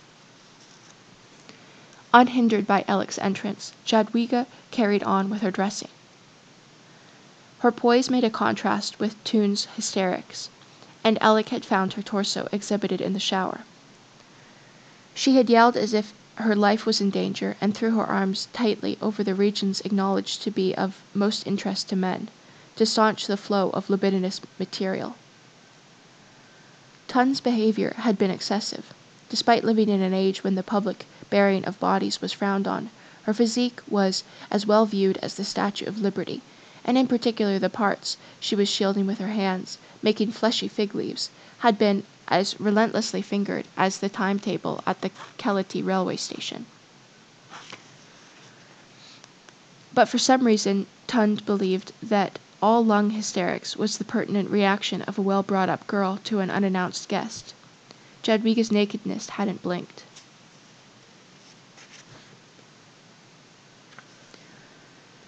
Yuri loved her alert breasts. He loved her runner's legs. She had dabbled in sprinting. Paradisiac containers of aphrodisiac. He loved her sagacious buttocks that had settled the entire subject of good buttocking. He loved her lips, the well-marked borders of her mouth. He loved her felicitating soles, and all on them.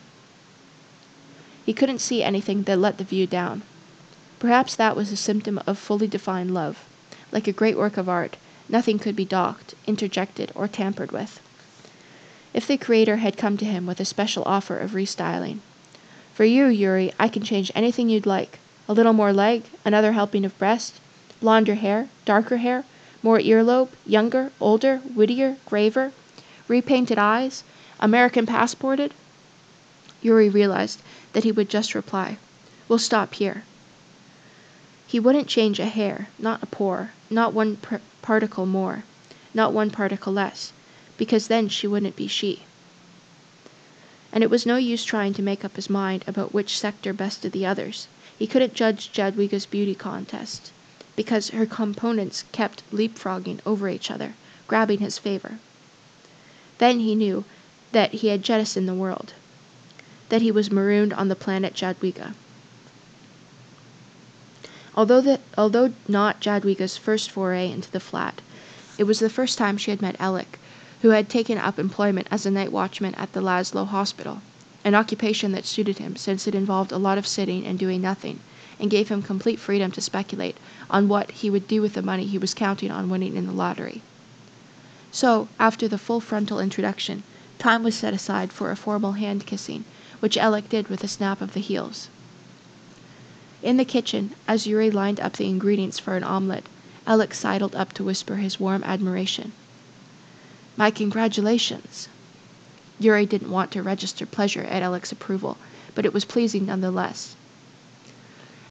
Alec watched Yuri's egg cracking with the admiration of the culinary illiterate.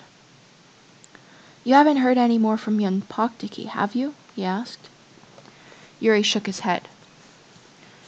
The fastest motorcycle in Hungary had been the route of Poktiky's departure, or maybe one of the routes of it. Or maybe, Yuri continued to reflect, really in the mood to push a metaphor around, just part of the foliage. Who knew? The motorcycle had been a Moto Guzzi, a mountain of a bike. Sandor Bokros had owned it originally. Bokros had, by a series of dazzling commercial speculations, starting in 1945, when there had been a widespread vogue for a really good wash, juggled a dozen bars of soap through ever-augmenting metamorphoses, until he had half a dozen fur coats. Then Bokros left the country and went to Italy, where, according to reliable accounts, he had almost willied off his willy and bought the motorcycle.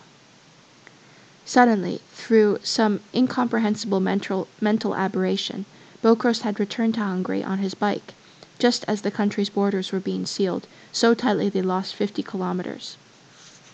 Even in Italy, there had only been a handful of bikes like that one, and for the citizens of Budapest, it was like something from Mars.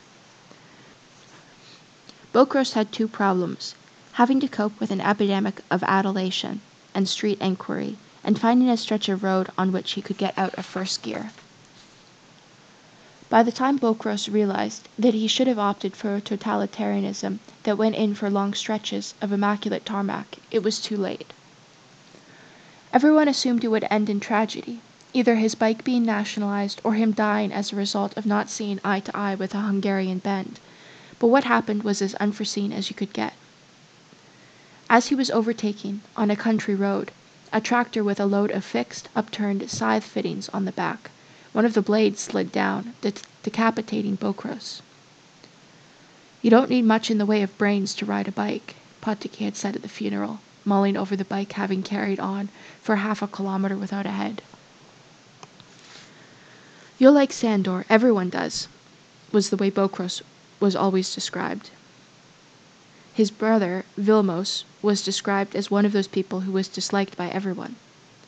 Indisputably, Mrs. Bokros hadn't been eating enough affability when Vilmos was conceived. One of the most upsetting aspects about Sandor's death had been that it meant the fastest motorcycle in the country would be passing into the hands of the loathsome Vilmos. Vilmos fulfilled a useful function on the locomotive team. Everyone could rally around their dislike of him. Instead of suffering from a selection of grudges and vendettas, Locomotive could use Vilmos as the dustbin of enmity. He hardly ever played at a match because he wasn't much good, and because of one of the standard amusements on the way to a fixture, pushing Vilmos out onto a railway platform as the train was pulling away, ideally when he was wearing only his basketball boots. "Where's Bokros?" Heb would ask. "We saw him going for a walk in Hatvan / Segled / Vetsprem," someone would say. Vilmos discovered the only way of ensuring he wasn't exposed in rather dull parts of the country with poor transportational possibilities was to barricade himself in the toilet until they reached their destination. It was the week after Yuri had lost his bet with Bokros on the outcome of the Army versus Iron Workers football match. Yuri had confidently bet on the Army, not understanding why Bokros was being ostensibly that stupid, because he didn't know, as Bokros did, that an international match had been fixed for the same day, so that the Army was going to be stripped of all its best players.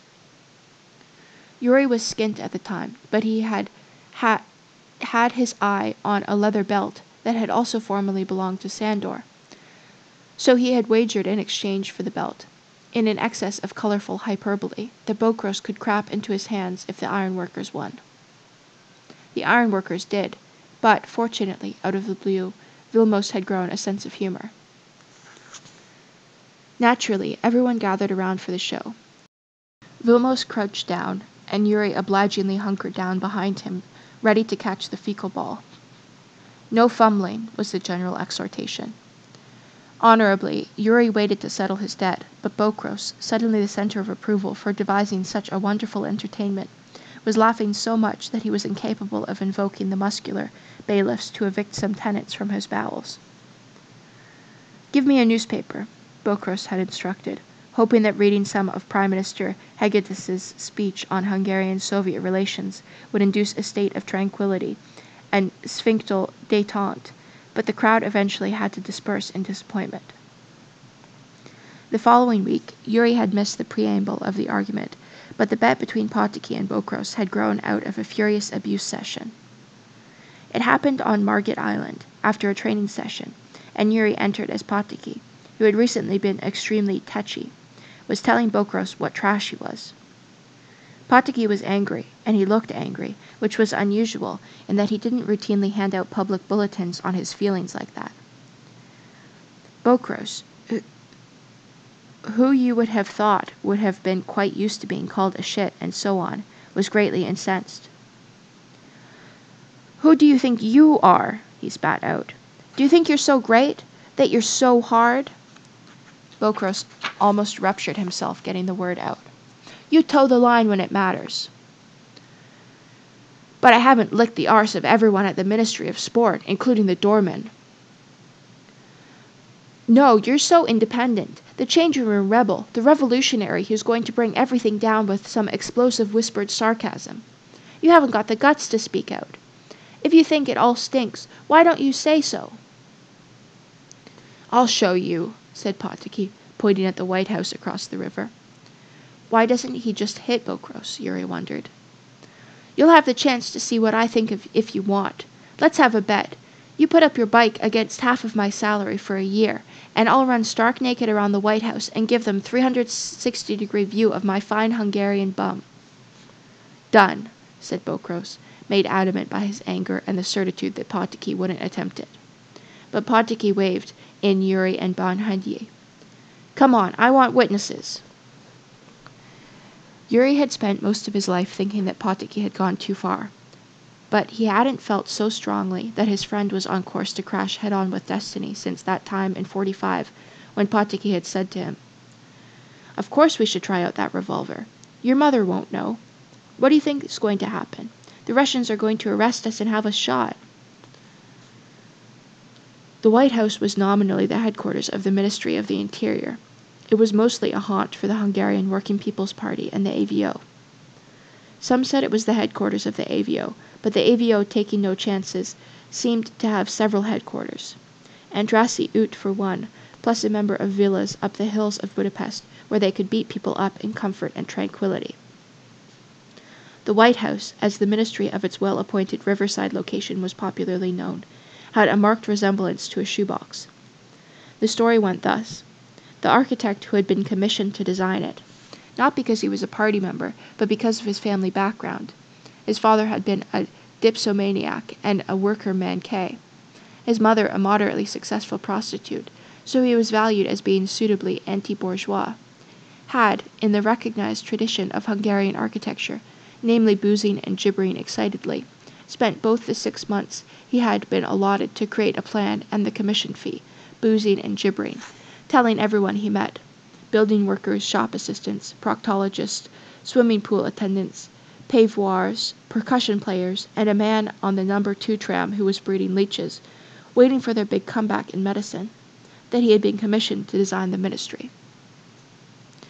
The architect was cruelly woken one morning by a phone call from party headquarters, saying they had been looking for him for a week, and that he was expected that afternoon to display the model of the new building, and that Rákosi wasn't in a very good mood. Luckily, the architect didn't have a hangover, as he was still drunk, having only just got to bed after 3 days reveling at a gypsy wedding in Mátészalka. He had enough clarity of mind to realize that he would be shot, or if he were lucky, he would spend the rest of a short life making uranium pipes down a mine shaft under an unfashionable part of Hungary. Desperately rummaging through his closet, he unearthed a model he had constructed years ago in his student days before the war, for a competition to build a luxury hotel in Lillaföred. The model was quite detailed, though the Gothic towers weren't in keeping with the latest thinking from Moscow, But while this model would finish his career as an architect, it might save his life and allow a possibility of further boozing and gibbering. Who knows, Rockesy might even have a thing about Gothic towers. As he was dreaming up some brazen lies to accompany the model, he didn't pay the necessary attention to pulling on his trousers, and he kneeled over, crushing the model beyond redemption and the most epic of his falsehoods. Spotting a shoebox skulking in the closet, he remembered the words of his professor. All the best ideas are accidents. The professor had got the commission to build the Ethnography Museum because he had copied down the wrong address for a prospective client who wanted a layout for a cape shop, and it ended up on the doorstep of the head of the museum committee, who had been won over by his gibbering. Seizing the shoebox and drawing some windows on it, he started to improvise a speech, making copious reference to the dictatorship of the proletariat. I could have brought an elaborate model, but surely in an era when the working people dictate. Then there was the Sal story. Every time Yuri looked at the White House, he recalled it. Sal and his father specialized in food processing equipment, and he had insisted that they had received a decree to install 2 king-size meat grinders in the basement of the White House, obviously to mince up those particularly difficult corpses for the fishes. Of course, both Sal and his father were inveterate liars. If they were facing a firing squad and you were to ask them, "Do you want your lives spared?" they'd be forced to answer, "No." On the other hand, you could see how an ample meat grinder could come in handy, and it was a good way of turning the blue Danube red. Yuri, Bonhedyi, Roka, and even, in the end, Bokros all tried to dissuade Potocki from executing the wager, but Potocki was, even in the bright sunshine, almost incandescent with anger. Bokros attempted to jolly down the situation, perhaps realizing that the consequences of such an action might well injure even himself. Worried, Yuri pondered how to divert Potocki from taunting the White House with his buttocks. Talking him out of it directly wouldn't work, and Yuri was unsure which style of machination would have the desired effect. It was like lacking the right size spanner to undo a bolt. Simple if you had the right tool, otherwise impossible. There was a formula of words that would make Potocki laugh and go rowing, but Yuri couldn't think of the combination. So alarmed was Yuri that he even took the step of talking to Alec about Potocki's planned run. Alec wasn't taken aback. He showed no consternation at the prospect of losing his partner in nicotine. Indeed, he maintained his armchair aloofness. "I suppose you'll be getting arrested with him, will you? They say prison is character forming. Mind you, my character was already formed when they put me inside in Bucharest." "You were in jail?" "Only for a few days. Bribery."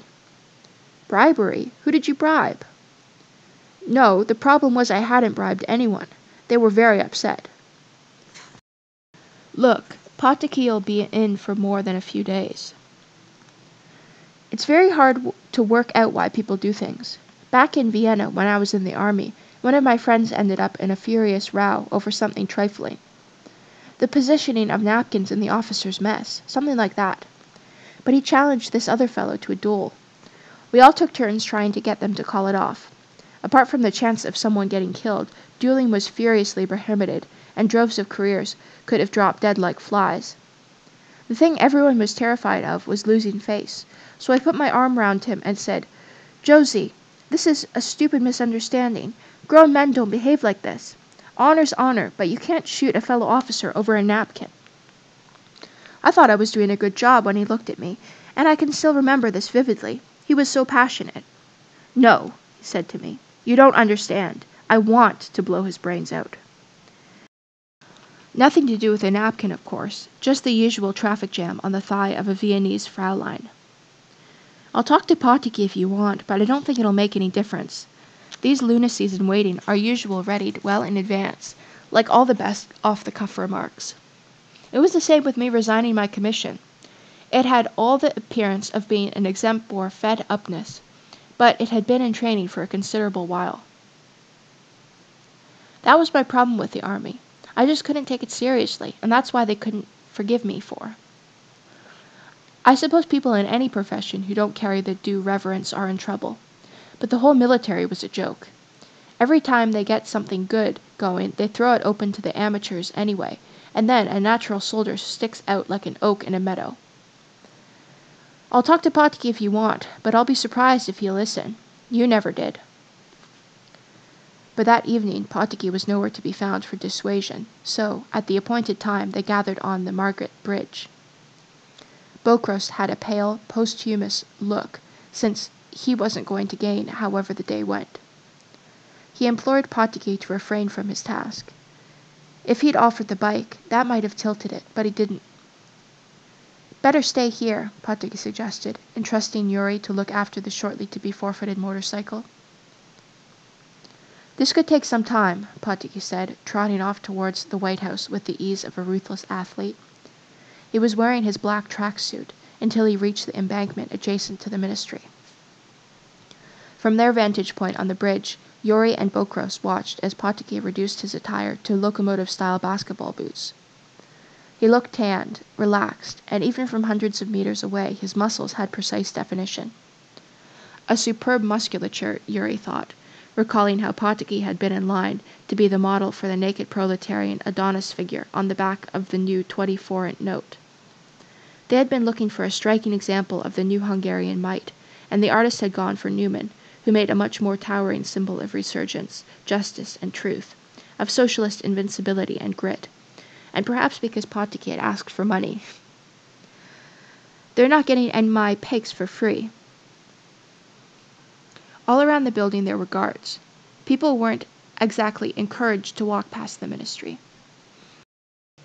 While on the one hand, the AVO felt it only right to have ostentatiously lavish headquarters by the Danube, the drawback to having a headquarters was that people knew where to find you, which obviously made the AVO slightly uneasy. The guards were drowsy and clearly not accustomed to doing their job. Potki had drawn up to the main entrance before they became noticeably stirred and perplexed by this challenge to workers' power. Then one of the guards had the idea of chasing Potki, and the others thought this might be worth trying and followed his example. The guards were well armed, but not well legged. By judiciously using his acceleration, Potki zipped ahead of them, dodging any newcomers, maintaining a few tantalizing meters between himself and his collection of pursuers. He spurted round the corner of the ministry, taking a wake of guards with him, leaving the frontage of the White House deguarded, motionless and summary. After a longer time than seemed possible, Potki re-emerged from the rear of the building and made his finishing line his starting point, where he had left his tracksuit, looking satisfied that he had encircled the White House with his buttocks as his uniformed retinue caught up with him. The guards, having apprehended Potki's unhidden hide, were uncertain what to do. Finally, a blanket and then a police van swallowed Potki. "Oh well," Bokros summed up. "The engine needs a rebore anyway." Most of the locomotive team had decided to visit relatives in the countryside, to take lengthy hikes in the hills, or to reside at someone else's address for a few days. Yuri waited for the retributional spillover at home, braced for interrogation, and ready for a full four-dimensional denial. 5 days after Potki had blasted the White House with both of his buttocks, Yuri returned home to find Potki about to take a shower. He was a bit stinky and his hair needed a combing, but otherwise he looked remarkably intact. "I hope you've brought your own soap, you freeloading bastard," Yuri remonstrated, and then, unable to combat his curiosity any longer. "What happened?" "What do you mean?" Potki shouted from the shower. "What do you mean, what happened?" Potki was soaping himself, and Yuri could see Potki wasn't going to give him the story just like that. "I thought the talent scouts from the AVO signed you up." "Oh, that! Isn't it obvious? I'm insane.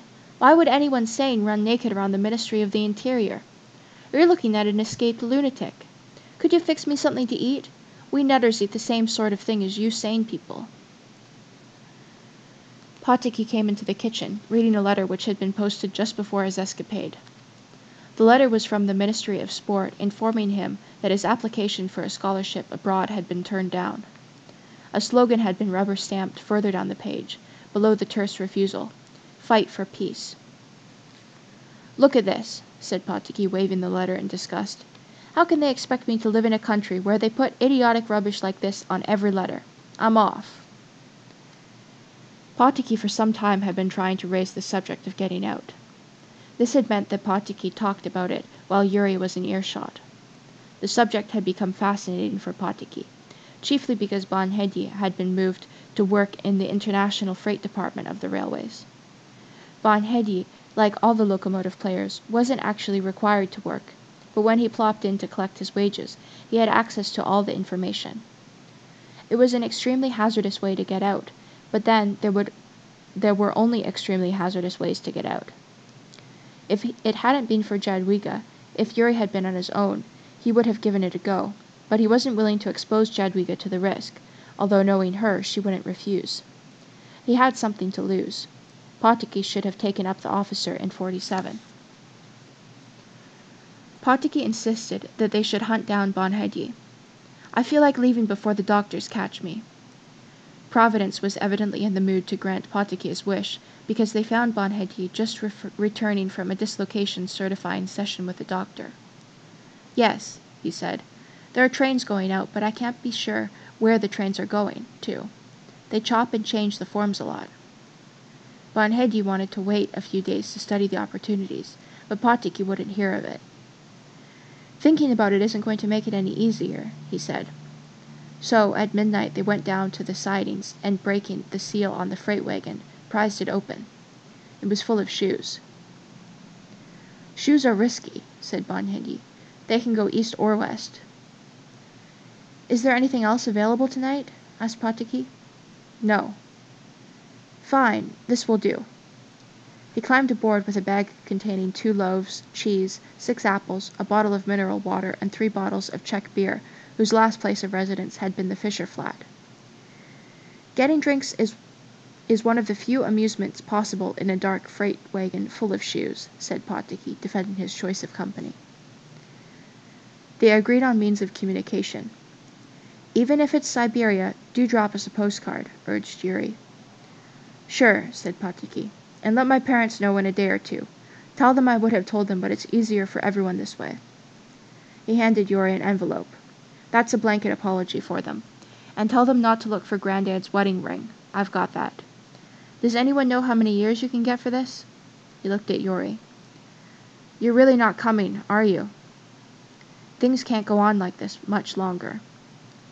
He closed the door, and Bonhedi resealed the wagon with the official implement.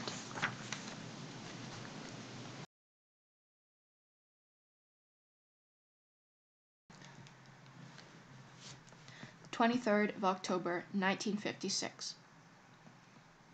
On his way to the Ministry of Sport, as everyone referred to the National Committee for Physical Education and Sport, which liked to pretend it wasn't a ministry, since a ministry would detract from the atmosphere of amateurism they tried to cultivate, Yuri spotted a ticket inspector getting on the tram. Yuri didn't have a ticket. He never had a ticket. He had never had a ticket. Yuri hadn't paid a filler for public transport since the last years of the war. Furthermore, in all that time, he had never even so much as contemplated paying. Not for a moment.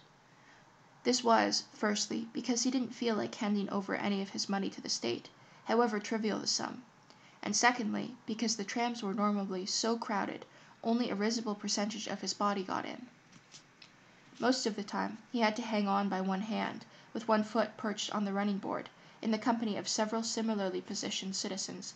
I didn't feel that such a posture justified payment. Seated for once, Yuri was wondering at what point he should vacate the tram, when, at the other end, a blue overalled worker suddenly barked at the ticket inspector. When the state starts paying me valid money, that's when I'll have a valid ticket, okay?" The ferocity of the outburst was astonishing, much more than one would have believed the question of a tram ticket could have elicited, even in the most extreme of circumstances. It hushed the whole tram and centered everyone's attention in anticipation of some good transport theater. Ordinarily, people who weren't interested in paying or weren't able to jumped off the tram at the approach of the authorities, as Yuri did, like a tree losing its leaves. The ticket inspector had obviously tripped on a long festered rage. His inquiry had opened the door to a crowd of resentments, and the rebuff's raw savagery, with its billboarded promise of corporeal damage, both imminent and merciless, persuaded him to move on. Yuri had only witnessed total refusal once before. An elderly man, flanked on both sides by enormous, slavering Alsatians that he was having difficulty restraining, had smiled at the request to produce his ticket and stated, "I honestly don't feel like paying." He hadn't. His dignity imperiled, the ticket inspector got off at the Astoria. Looking out, Yuri could see slim groups of students milling around with placards. They had been quiet for a while, cowed by some of the best brutality available on the planet, but now the Hungarians were back at it again. The national pastime, complaining. Everyone seemed to be at it. Even the Writers' Union, the home of moral malnutrition, was at it, suddenly disclaiming all the things they had written in the last few years. The union had pulled its head out of Rakosi's arse, and now stood blinking in the daylight. Setting out for the disciplinary hearing, Yuri had heard from Lassie, Patiki's younger brother, that the students from the Technical University were going to hold a demonstration. You know, a real demonstration, one that was our idea. There was dispute as to whether permission had been granted for it or not. Some rulers say yes, some said no. The students didn't care, apparently. The demonstration wouldn't make any difference to anything. Yuri hadn't said so to Lassie, since Lassie had been so delighted by the prospect, but he had been tempted to quote the words of Dr. Hepp. "Gentlemen, you can turn bear shit upside down. You can take it for a trip to the Balaton. You can put it in a nice box with a blue ribbon. You can shout at it or compose an ode to its honor. It will remain bear shit." So what if they had changed the party leader as they had in Poland? So what if the new leader vilified the old leader? What if they had a Garo instead of a Rakosi, or a Nudge instead of a Garo? They were all turds off the same conveyor belt. It was like making a fuss about changing a light bulb.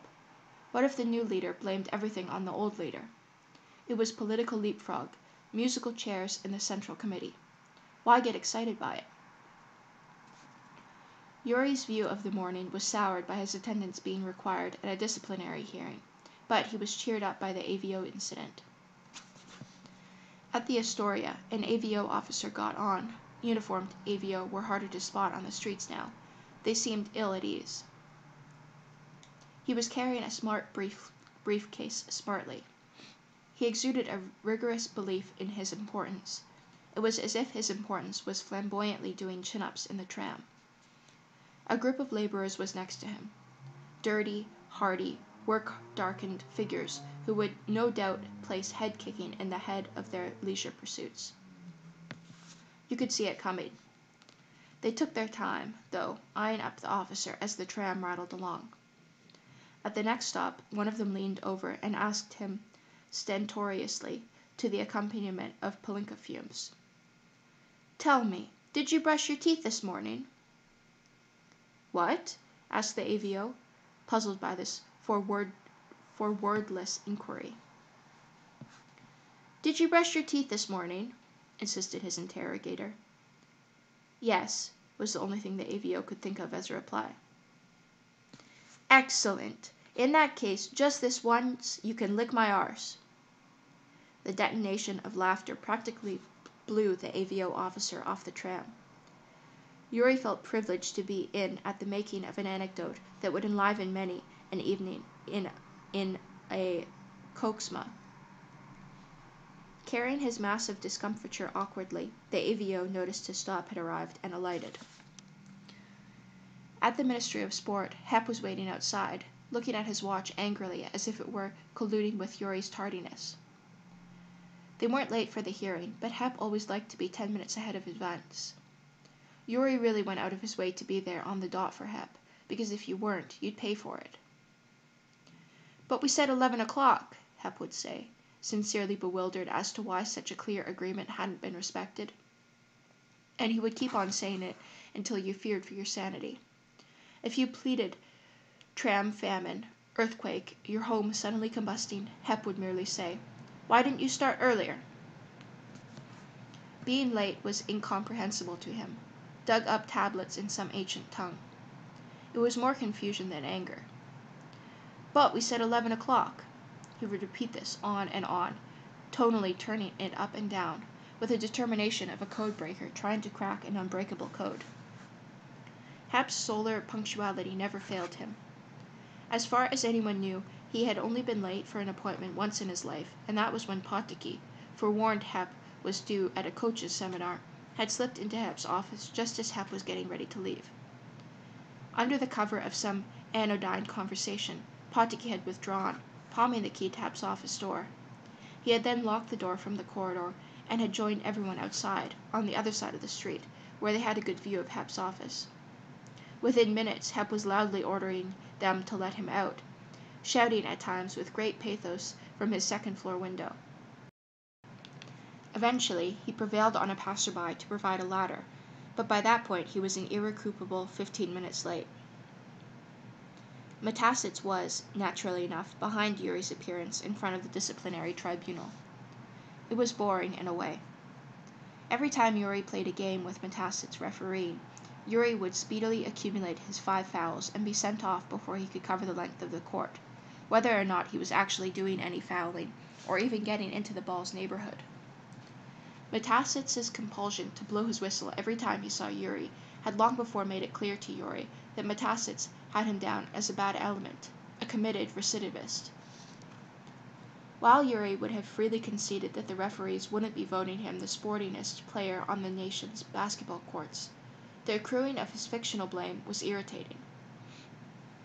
No matter how exemplary Yuri was on court, no matter how preposterously courteous he was, handing over the ball on a silver plate to the opposition at the slightest suggestion they had an interest in it, shunning contact with the opposing players as if they were radioactive lepers. If Metasits was there, he was off. There was a rumor that Metasits believed Yuri responsible for delivery of 200 pairs of Soviet spectacles to his home, and was seeking revenge for this insult by freight.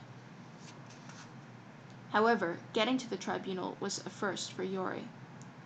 His gift for lurking in the referee's blind spots usually enabled him to nobble the opposition with impunity.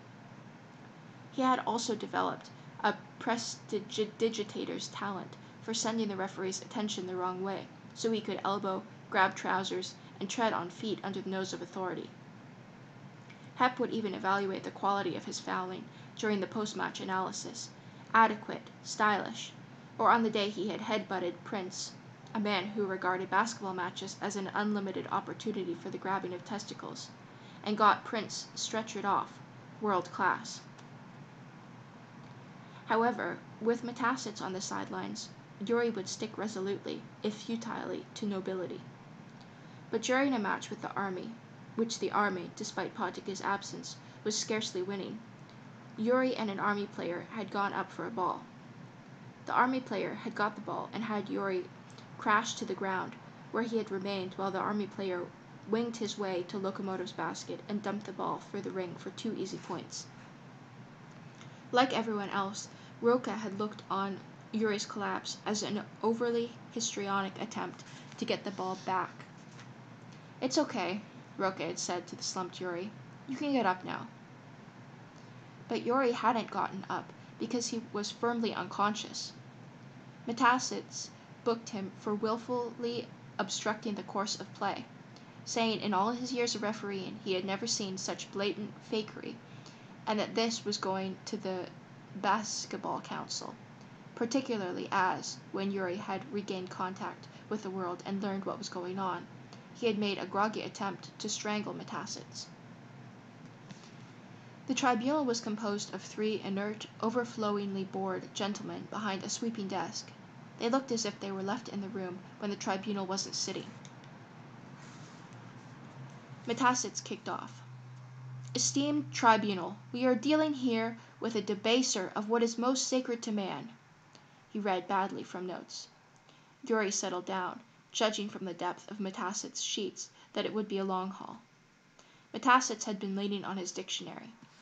In a number of rehashes, he denounced Yuri as the fountain of all evil, a homicidal Neanderthal, who wandered round the court on his knuckles, only employing his limited power of speech to heap abuse on duly empowered officials. To Metasset's gaugeable and progressive disappointment, the tribunal didn't grasp with horror, but took notes emotionlessly, albeit diligently. Having counted on something on the lines of a burning at the stake, with a little quartering thrown in for good measure, Metasset left the room, dejected at the coolness of his reception. The bored faces buoyed Yuri a little, although he had a strong awareness of how even bored people could really disembowel a career. Then it was Heb's turn. "Gentlemen, while I can in no way whatsoever condone Fischer's behavior, I should like to point out that he has been under enormous pressures. His mother died recently, and this bereavement, combined with his voluntary coaching at the Ferencváros orphanage, in addition to his outstanding work record at his place of employment." It was good stuff, though Yuri wasn't sure there was an orphanage in Ferencváros. To conclude, he was asked to stand and make any additional mitigation. "I'd like to apologize, gentlemen, for wasting your valuable time, and I can assure you this will be the last time you will see me in such circumstances." The tribunal could endure no more. They were paid to sit, not to listen. It was lunchtime, and Yuri was cut off by the man in the middle. "Fine of 50 florins, was the verdict. Yuri, overwhelmed by the modesty of the fine, had a rash impulse to offer to round it up to 100 if he could punch Metasset in the mouth. "Aren't you going to the demonstration?" Hap asked outside. "Everyone else seems to be." "If I had thought it would make the slightest difference, I'd be leading it." Yuri debated whether to go to work. It was a short debate. The feather processing enterprise could do without him for an afternoon. It had done pretty well without him in the 2 months he had been there. Hep had fixed a job for him there. As a good amateur basketball player, Yuri needed a job. Once he had qualified as an accountant, he resolved he should have a position with more status, more prospects, and more pay than knocking out the occasional Morse code for the railways. The post of planner had been wangled for him at the feather processing enterprise. Obviously, one didn't want a job where there was a danger of work, but it would have been nice to have had stimulating or glamorous surroundings in which to collect one's wages. All Yuri had done in his 2 months of employment, out of curiosity, was to take the figures supplied by the ministry stipulating the amounts of the factory should be processing according to the 5-year plan, and divide these totals by the number of units in the factory. Then, having discovered the unit production figures, he added it all up again to get the production figure desired by the plan. What was actually happening in the factory, he didn't know. Yuri doubted that anyone knew or even wanted to know. Most of the little time that he was in his office, his fellow economist, Zalan, and he would flick matches, fired from the abrasive strip on the matchbox, at each other's desks, taking bets on which stacks of paper would ignite. He had only got the plan details by accident after he encountered Feket, the director of the feather processing enterprise, as he was belting down a corridor with a couple of fishing rods. He recognized Feket because he had been a celebrated all-in wrestler before the war, known as the Fat Boa. The rumor was he had lent money to members of the Central Committee in the days of their illegality, when he shared the same boarding house. "Pleased to meet you," Feket had said, shaking his hand warmly and giving the rippling bicepted smile of a former showman. "I'm in a terrible rush, but a copy of the plan is in my office. Do help yourself." That was the only time Yuri saw Feket, mainly because Feket only came into the office when he needed was a convenient site for his extramarital ventures, and also because there wasn't anything to discuss. Yuri went to Feket's office, and with the aid of one of his secretaries who had come in that day to water the plants, searched it thoroughly. No sign of the plan. Because he was new to the job, feeling inquisitive, and slightly intoxicated by his responsibility, Yuri decided to phone the ministry to get some information. He talked to 3 people before he realized that simply finding out what he was supposed to be doing would exhaust him, and would be going well beyond the call of duty.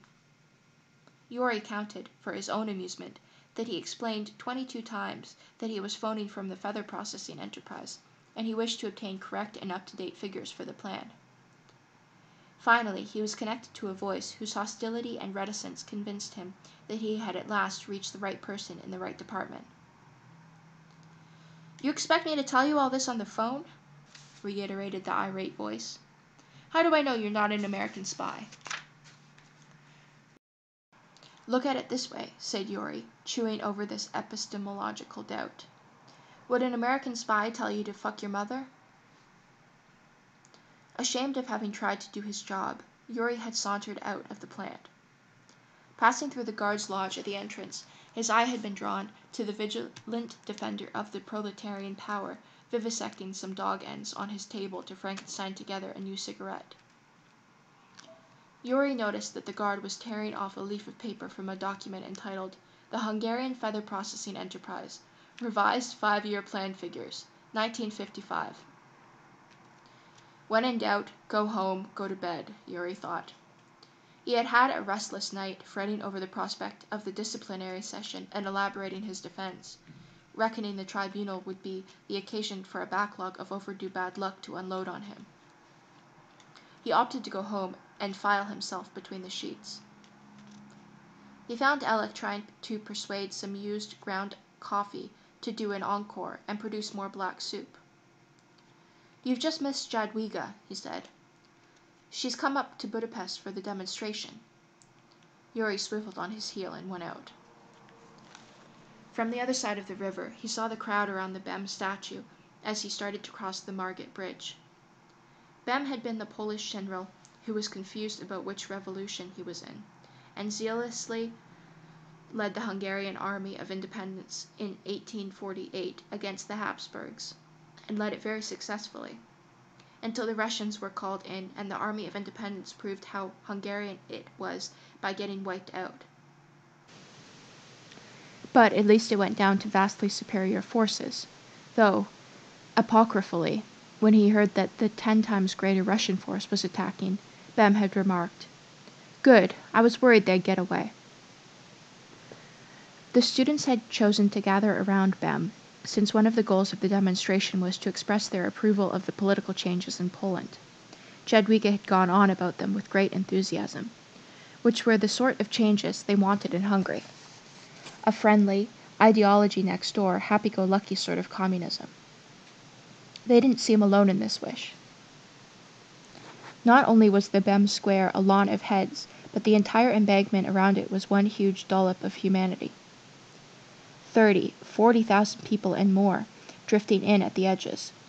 It was a vomiting up of indigestible system. It had all the makings of uncontrollability. "Yuri!" He turned around to see Lassie with 2 friends, who were carrying a huge Hungarian flag. It was the first occasion Yuri could recall that he had experienced the sensation of feeling old, gazing enviously on those younger than himself, those who hadn't expended their optimism, and could believe that carrying a flag around could change things. "Jadwiga's here somewhere," said Lassie, looking back at the crowd. "She's here with them friends from Szeged." Yuri surveyed the throng. It could take him the rest of the day to find her if their destinies weren't synchronized. "I must congratulate you. I never thought I'd ever see anything like this," commented Yuri, taken aback by the scale of the protest. "Have you seen the 16 points?" asked Lassie, unfolding a sheet of paper and passing it to Yuri. "We started drawing them up yesterday at the university, and we just kept going." The first demand that Yuri read was for a change in the leadership of the Hungarian Working People's Party. That was the sort of thing that, say, in 1950, just thinking about it would have gotten you a 10-year stretch in an unlet cellar, with swollen kidneys and icy water up to your knees. Now, what with Stalin smelling the violets by their roots, and Uncle Nikita rubbishing all his predecessors, that sort of thing was negotiable if you were accompanied by a very, very large crowd. The communist movement, in the best tradition of bankrupt capitalists, was highly adept at changing name and premises and continuing to trade under a new veneer. The demands grew more demanding. Imre Nudge in, Soviet troops out. Free elections, free press. Yuri wondered, why not throw in a requirement for eternal life and compulsory millionaireship for all Hungarians? There was also a demand for the secret files on everyone to be opened up. Good list, he said. Good crowd. The authorities were against it till we started, said Lassie. But now we've got plenty of gatecrashers from the party. I suppose they want it to look as if they were behind it. The idea of Jadwiga demonstrating against the party had dismayed Yuri greatly when he heard about it. Apart from the physical risks, such as beating or death, the threat of deportation had gnawed at his innards. Poland for him, as a member of the passportless masses, was as inaccessible as the South Pole. But he could see the crowd was too big to have problems. It was a crowd so huge you couldn't shoot at it or try to disperse it. The leaders and speechmakers would doubtless be soon invited in to some subterranean cell for a little chat and damage to their structures. But on the streets, the crowd was too much, like an unwelcome relative coming to call. All you could do was humor it until it decided to go home. Everything would be all right as long as Jadwiga could restrain herself from haranguing the populace or reciting some inflammatory poetry. "We're going off to the Parliament now," said Lassie. "We're going to stay there until they make Imre Nudge the Prime Minister again." Yuri watched them walk off along the bridge. Lassie was only 4-5 years younger than him, but his idealism made Yuri feel like a grandfather. Strange how two brothers could contain so many differences and similarities. Potocki had always harnessed his intelligence to the service of his willy and winding people up as much as possible. Lassie was self-effacing, studious. Every time Yuri had been in the Potocki flat, Lassie had been attached to a book, often extremely dull textbooks. Though you didn't notice him, he was always around. It had been no surprise when he won a scholarship to the university, a considerable achievement for someone whose father wasn't in the Central Committee. However, his mischief had merely been more undercover, more insidious, biding its time. Lassie hadn't said anything about it, but Yuri was sure he was leading rather than following at the Technical University. Scanning the crowd, Yuri tried to catch a fragment of Jadwiga. He was heartened not to see her addressing the demonstrators as a loud-hailer. The people milling around were no longer predominantly students. The demonstration was snowballing. Soldiers, old folk, non-entities, water polo players, housewives, office staff, all those who saw the demonstration and the placards and who realized this wasn't a stage-managed, communist-led affair, that it wasn't an out-of-season May Day, abandoned their business and joined in with an air of, "Why didn't we think of this before?" There were dozens of people trying to pull down the statue of Stalin. Imps gathered around his boots. There were many more people giving advice on how it should be done. The assays and the advice had been going on for some time. Sledgehammers, hacksaws, chains attached to lorries, as well as copious abuse had all been directed at the 8-meter-high statue. It remained highly indifferent to the flurry around its legs. Yuri was very glad that he was there. If he hadn't been out searching for Jadwiga, he probably would have missed this. It was a definite bet that Budapest radio wouldn't be broadcasting the news that a once-only performance of idol-topping would be taking place that night. It was going to be, indisputably, a historic moment, one of those things that grandchildren would be hearing about whether they felt like it or not. Yuri had never derived such intense satisfaction from anything before like this. Pleasure, yes, but nothing that had made his soul throw back its head and just laugh.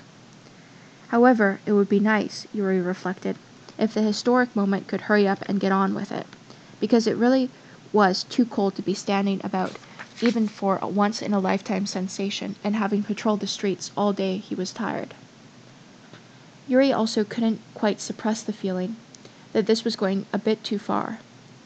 He had carefully positioned himself to have a good view, but equally, should penalties arrive, to have a good exit. It was like that moment of schoolboy exuberance when the teacher was going to walk in and curtail the pranks. There was nothing to give substance to his unease, though. A few policemen were circulating, but they looked as if they were rather enjoying it, and Yuri had heard the one with the mustache suggest that an acetylene torch would do the job nicely. 2 more senior, fatter policemen had been present an hour ago. The fattest, presumably most senior one, had endeavored to disperse the crowd, but after issuing a few warnings, he got tired of being laughed at and vanished with his megaphone to more pressing matters elsewhere. Whatever the outcome of the day, it had been the most enjoyable day, on all counts, that Yuri had spent for, well, he couldn't remember the last time precisely, but the reign of boredom had lifted for a day. A lorry pulled up, and 2 workers who handled the acetylene equipment with practiced lightness pulled themselves up onto the plinth and amputee Uncle Joe at the boot tops. A ripple of applause rose as the flame bit into Stalin's calf, a miniature sun in the night's darkness. The audience for such a monumental event could have been larger. There couldn't have been more than 3,000 gathered around the statue, a mere fraction of those out on the streets that night, who would have undergone a quiver of pleasure at the toppling of the bronze abomination. Still, Yuri knew, tomorrow everyone would be claiming they had been there. Yuri assumed that most people were still back in the center of the city, around the parliament where Imre Nud had waved sheepishly to the 100,000 people assembled there, and begun his address to them. Comrades. This had exactly the opposite effect to what Nudge had wanted. Despite the fact that the crowd wanted him to take over, his opening malapropism brought boos and a rhythmic chant of, "There are no comrades." Nudge had handled the rest of his speech better, urging coolness and good sense. It wasn't a brilliant performance, but then, as a communist, Nudge wasn't familiar with the concept of an audience that wanted to hear him speak. People weren't overjoyed, but it had been getting late and most of them, content with a good day's demonstrating, started to go home. Yuri had seen nearly everyone he had met in his life at the Parliament Square, but not Jadwiga. He was on his way home to check for her there, when he happened upon Stalin about to come a cropper. With some guided combustion, Stalin was tripped up by the will of the people, and came crashing down with a clanging slap that dwarfed the ovation of the souvenir hunters, who closed in to feast on the falling carcass with sledgehammers and pickaxes. Yuri quite fancied a piece of Stalin as a sort of talisman, a memento of evil not always having its way, but he settled for making one more trip to the radio to look for Jadwiga if she wasn't at the flat. She wasn't. So he took the tram down to Calvin Square. The whole network of streets around the radio in Sandor Brody Utsa was full, packed with people. It was like a replay of the World Cup protest, except this time the number of extras had quadrupled. Yuri heard that a delegation of students had made its way to the radio in the late afternoon to politely ask for their points to be read out to the rest of the country. More delegations, more well-wishers of democracy, more politeness had arrived throughout the evening, and now by 11 o'clock the politeness was being discarded, and the student idealism was being replaced by proletarian bellicosity. Yuri hoped Jadwiga wasn't around here, though he guessed his presence would produce her absence, since he was adamant that the radio was where the party would draw the line. The Stalin statue, that was allowing people to let off steam, since, after all, Stalin was rather dead and passé, and it saved them the embarrassment of removing it themselves. But the radio was real here and now power. It would pour the unrest all over the sleepier parts of the capital and the nation. Yuri spotted Lassie and his gang by the main entrance. He squeezed his way through, earning a great deal of rancor from the people he had to shove and step on to reach them. "You haven't seen Jadwiga?" he inquired. "Yes," replied Lassie. "She was here a minute ago," adding proudly, "They're going to read out the points." There was a stir around the entranceway, and a suit full of shit started to shout, "The points are being read out now. Please go home. The points are being read out as I speak. Please go home."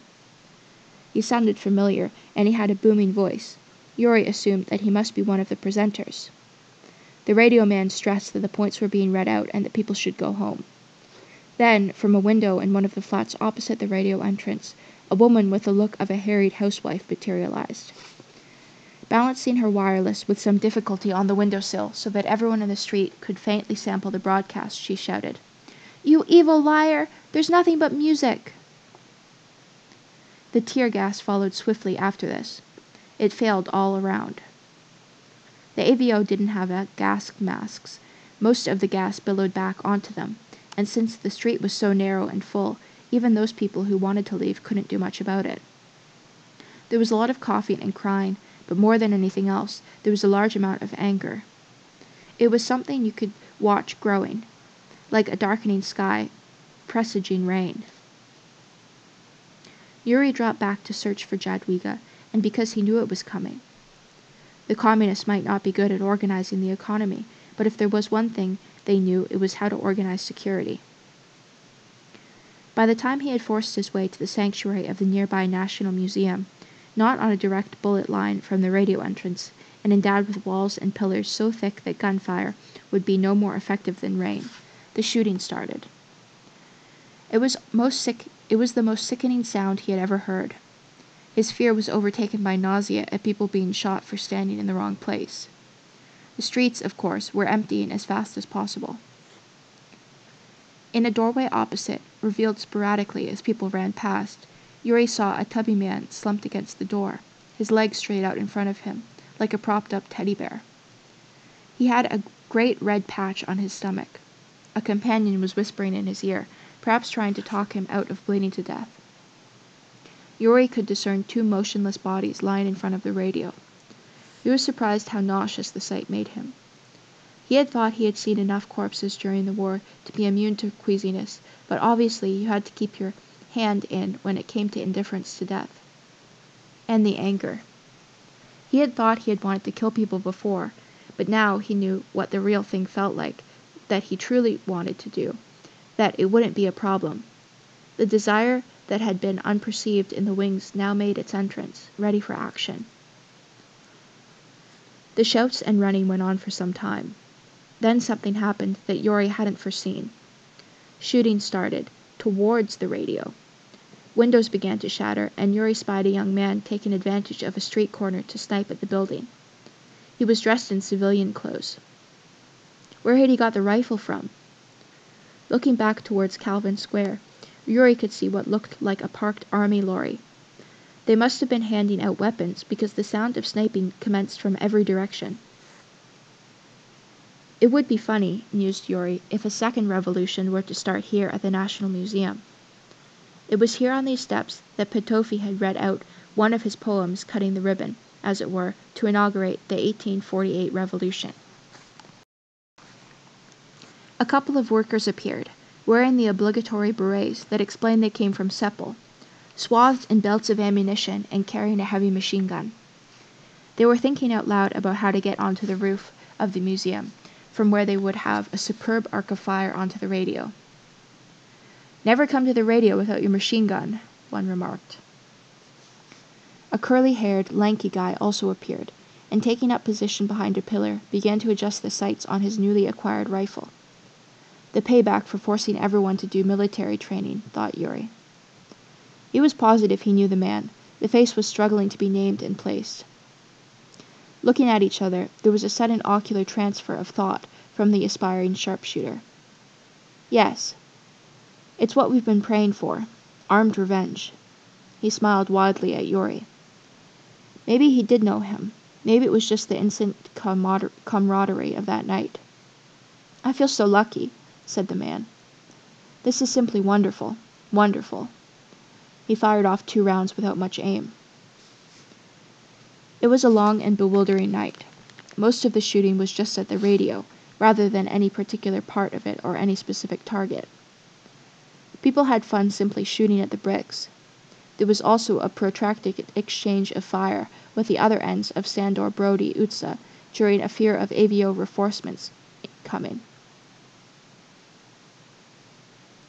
It turned out to be another group of self-armed listeners of the radio wishing to register their complaints. Tired and cold, Yuri nevertheless came to the conclusion he could never forgive himself if he didn't do a stint of shooting. He sidled up to one well-dressed combatant and asked him where he had obtained his gun. "A soldier gave it to me, but if you want one, please take mine. I have to go. It pulls a little to the left." Here he peered lengthily at his watch in the dark. "I was hoping to knock off an AVO, but the wife will be wondering where I am. A gunfight at the radio won't be an acceptable excuse. At about 2 a.m, Yuri and some others slipped into an adjacent courtyard to see if they could gain entry to a top-floor flat. They found a group of 5 AVO men huddled in the corner, without weapons and without any inclination to fight. "Shouldn't you be in the radio building, defending the gains of the people?" asked one of Yuri's group sarcastically. "Do you think we're going to die for a bunch of fucking communists?" retorted one of the AVO men indignantly. Unfortunately, they were so pathetic, no one even wanted to kick them a bit. As they were pondering what to do with them, a charming pensioner appeared in her dressing gown and asked if anyone would like tea or coffee. "I've got a few crackers as well," she said, "but nothing more. I wasn't counting on company." She brought them all a drink and got very angry when someone tried to give her some money. "It's the least I can do." After his tea, Yuri, who still hadn't fired a shot, went into the old lady's flat, introduced himself to her husband, opened their windows, and fired off 3 shots in the general direction of the radio. He closed the window and thanked the couple for their cooperation. He felt much, much better. He had taken part. Around 6 o'clock, it dawned on the people besieging that there was no one inside trying to stop them getting in. Going in, they found a few AVO riggers, but to their embarrassment it looked as if most of the garrison had slipped out the back door. 1 or 2 shamefaced broadcasters were discovered hiding under desks or in broom cupboards. One enthusiastic youth, who couldn't have been more than 15, called them brothers and exhorted them to take up arms for the revolution. You could tell it was a revolution because this appeal didn't sound ridiculous. Revolution. It was the first time Yuri had heard the word mentioned in regard to the proceedings. And why not? Surprisingly, the presenters readily expressed their readiness to do what was requested. It's amazing how much respect people have for you when you have a gun and they don't, thought Yuri. The studios were empty, with the signs of hasty retreat, but from a radio they could hear music being played as if it were a normal Wednesday morning. They were transmitting from somewhere else. "Now what do we do?" said one of the victors, putting his finger on the issue. Yuri passed his rifle to another enthusiastic but unarmed youth and walked home. In front of the Coletti station, he saw a convoy of unmistakably Soviet armored personnel carriers and tanks clattering along. Well, it had been a laugh while it lasted. He got home to find Alec breakfasting modestly in the kitchen. "Don't tell me you missed her," he said, looking shocked. Without waiting for further illumination, Yuri ran out and explored the neighboring streets persistently. It was ridiculous. He was going to stick to his philosophy of staying in bed. Pataki's departure had brought him a new sleep machine to replace the one he had burned in Spartan ardor, until Jadwiga turned up. "Emir Nagy has been on the radio," said Alec. "Did you hear?" "No, I missed that." "He's Prime Minister again. He's asked everyone to calm down." "He's going to have to ask very hard indeed," mumbled Yuri from his bed. On his way to the technical university, he saw an AVO man taking a flying lesson. He had woken on the afternoon after an unsatisfying 6 hours' repose, romance and other adrenaline pumpers marring his sleep, and he had determined to head to the university since all the studenty activities were probably being coordinated from there. "Listen," he said to Alec, who felt events justified a day off at home. "I'll be back at 8 on the dot, regardless of how interesting the revolution is. Tell Jadwiga she should wait if she comes home." Outside there was a sound of remote gunfire, at the right sort of distance to be piquant, but not trouser-soiling. At the Lenin Korot, people had obtained ladders to help pull down the street signs with Lenin Korot on them. A crowd had formed to enjoy this, but suddenly there was a scuffle, and a round-faced man in a raincoat was seized by those around him, to shrieks of "AVO! AVO!" Yuri couldn't tell what had given him away, but there was no doubt that the charge was correct. The round-faced man produced a pistol and ended his career by firing off 2 shots, severely wounding a tree. Held by 8 pairs of hands, his documents were examined. Then someone said, "Let's give him a flying lesson." So they did. He was conducted to a rooftop and made to walk a non-existent plank. The AVO man wasn't much good at flying. He came straight down and squandered all his energy on screaming. People didn't cheer this, but nor were they bothered. It was about right. Some public-spirited citizens started to drag the body out of the road, but as they were doing this, a diminutive, silent fellow next to Yuri, who had been watching all this as if waiting for a bus, threw himself on the body without warning, stabbing away with a penknife as if he were hammering on a door, shouting, "You killed my brother! You killed my brother!" with the same monotony as his stabbing. The others were perplexed as to what to do, but interrupting his rage would have been impolite. Yuri had thought the disturbances would be over by now, that the flirtation with liberty would be a one-night stand. But clearly, people were still doing whatever they felt like. What were the Russians up to? In the center of the city, closer to the university, Yuri saw Russian tanks parked menacingly here and there, trying to look aggressive and unobtrusive at the same time, but he didn't witness any fighting. Immediately, at the university, Yuri found Lassie, with a tricolor band around his arm and sporting a pistol in a holster. Clearly he was in Lassie's orbit, just as he was out of Jadwiga's. In the main hallway of the university, the standard fashion accessory seemed to be a firearm, either a Davai guitar or, as a minimum, a revolver. Yuri was expecting Lassie to tell him that Jadwiga had just been looking for him, but he hadn't seen her at all. Lassie was shaken. "We were attacked this morning. Some AVO men in a car drove past. They opened up, killed one of us. I had a machine gun. I had them in my sights. Yuri, I simply couldn't pull the trigger." So there it was. The shock of being an idealist. Some people can't tell jokes or touch their toes. Lassie can't pull a trigger. It was funny. His brother would have been trotting around with extra magazines. As Yuri commiserated with him, another student joined them. "Hey, Yuri, are you enjoying the revolution? Do you want to see our AVO collection?" The chemistry lecture hall contained 12 predictably miserable AVO employees who had been acquired by student patrols. They were being tortured by a student who was outlining their prospects under the principles of international law and natural justice, how they would be formally, correctly, and legally investigated by a properly constituted body, and if they had committed any illegal acts, they would have to stand trial. Surveying the hunched figures, surrounded by half-eaten plates of spinach casserole, which even starving students found hard work, Yuri thought how lucky they were to be captured by students, and not walking non-existent planks. Someone called his name. It was, Yuri realized, Elamir, the dog-catching, mailed fist of the proletariat. Yuri, why don't you explain to everyone who I am? Tell them I only worked in the stationery and office supplies department. They don't understand I'm no one important." Yuri was so taken aback that he was left fumbling for emotions and responses.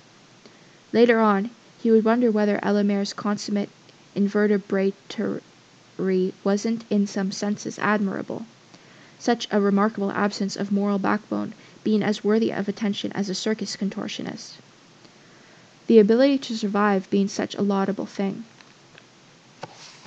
Elamir's tone would have been apt for greeting a long-unseen friend at a party. Yuri settled for staring at him, aghast that he wasn't standing between a radio building and a loaded submachine gun. It was a case of either beating him to death or doing nothing. Since he knew the students would be upset at his tarnishing the propriety and decorum of their AVO reservation, giving Elamir a look that he knew would affect his digestion, Yuri left. Outside, he could still hear a muted battle raging, like the muffled argument of a domestic dispute a wall away. Trams had become a rare species, hardly glimpsed, but a tram appeared to take Yuri across the Sigmund Moritz Square, where he had a good, up-close view of 2 Soviet tanks shelling what he assumed were freedom fighter strongholds. Once the tram was over the bridge back in Paste, things were quieter. A few street sweepers were brushing the pavements clean with their customary sluggish swishes. Their union evidently hadn't called them out. While keeping a lookout for any discharging tanks, Yuri reflected on the corpse of the student killed that morning, now laid out in state in front of the university by some trees, surrounded by impromptu wreaths and flowers, and tableclothed by a national flag that had been draped over him. It was one of the old fashioned tricolors that must have been stored away somewhere, not one of the new-style flags that everyone was parading around, minus the center where the communist coat of arms had been cut out. The makeshift catafalque had been moving, but didn't even start to make up for the death. A whole lifetime poured down the drain. The person gone, and a life-size effigy, a livid, well-observed caricature left. All those beliefs, emotions, memories carefully stored up over 23 years junked. 23 years. What?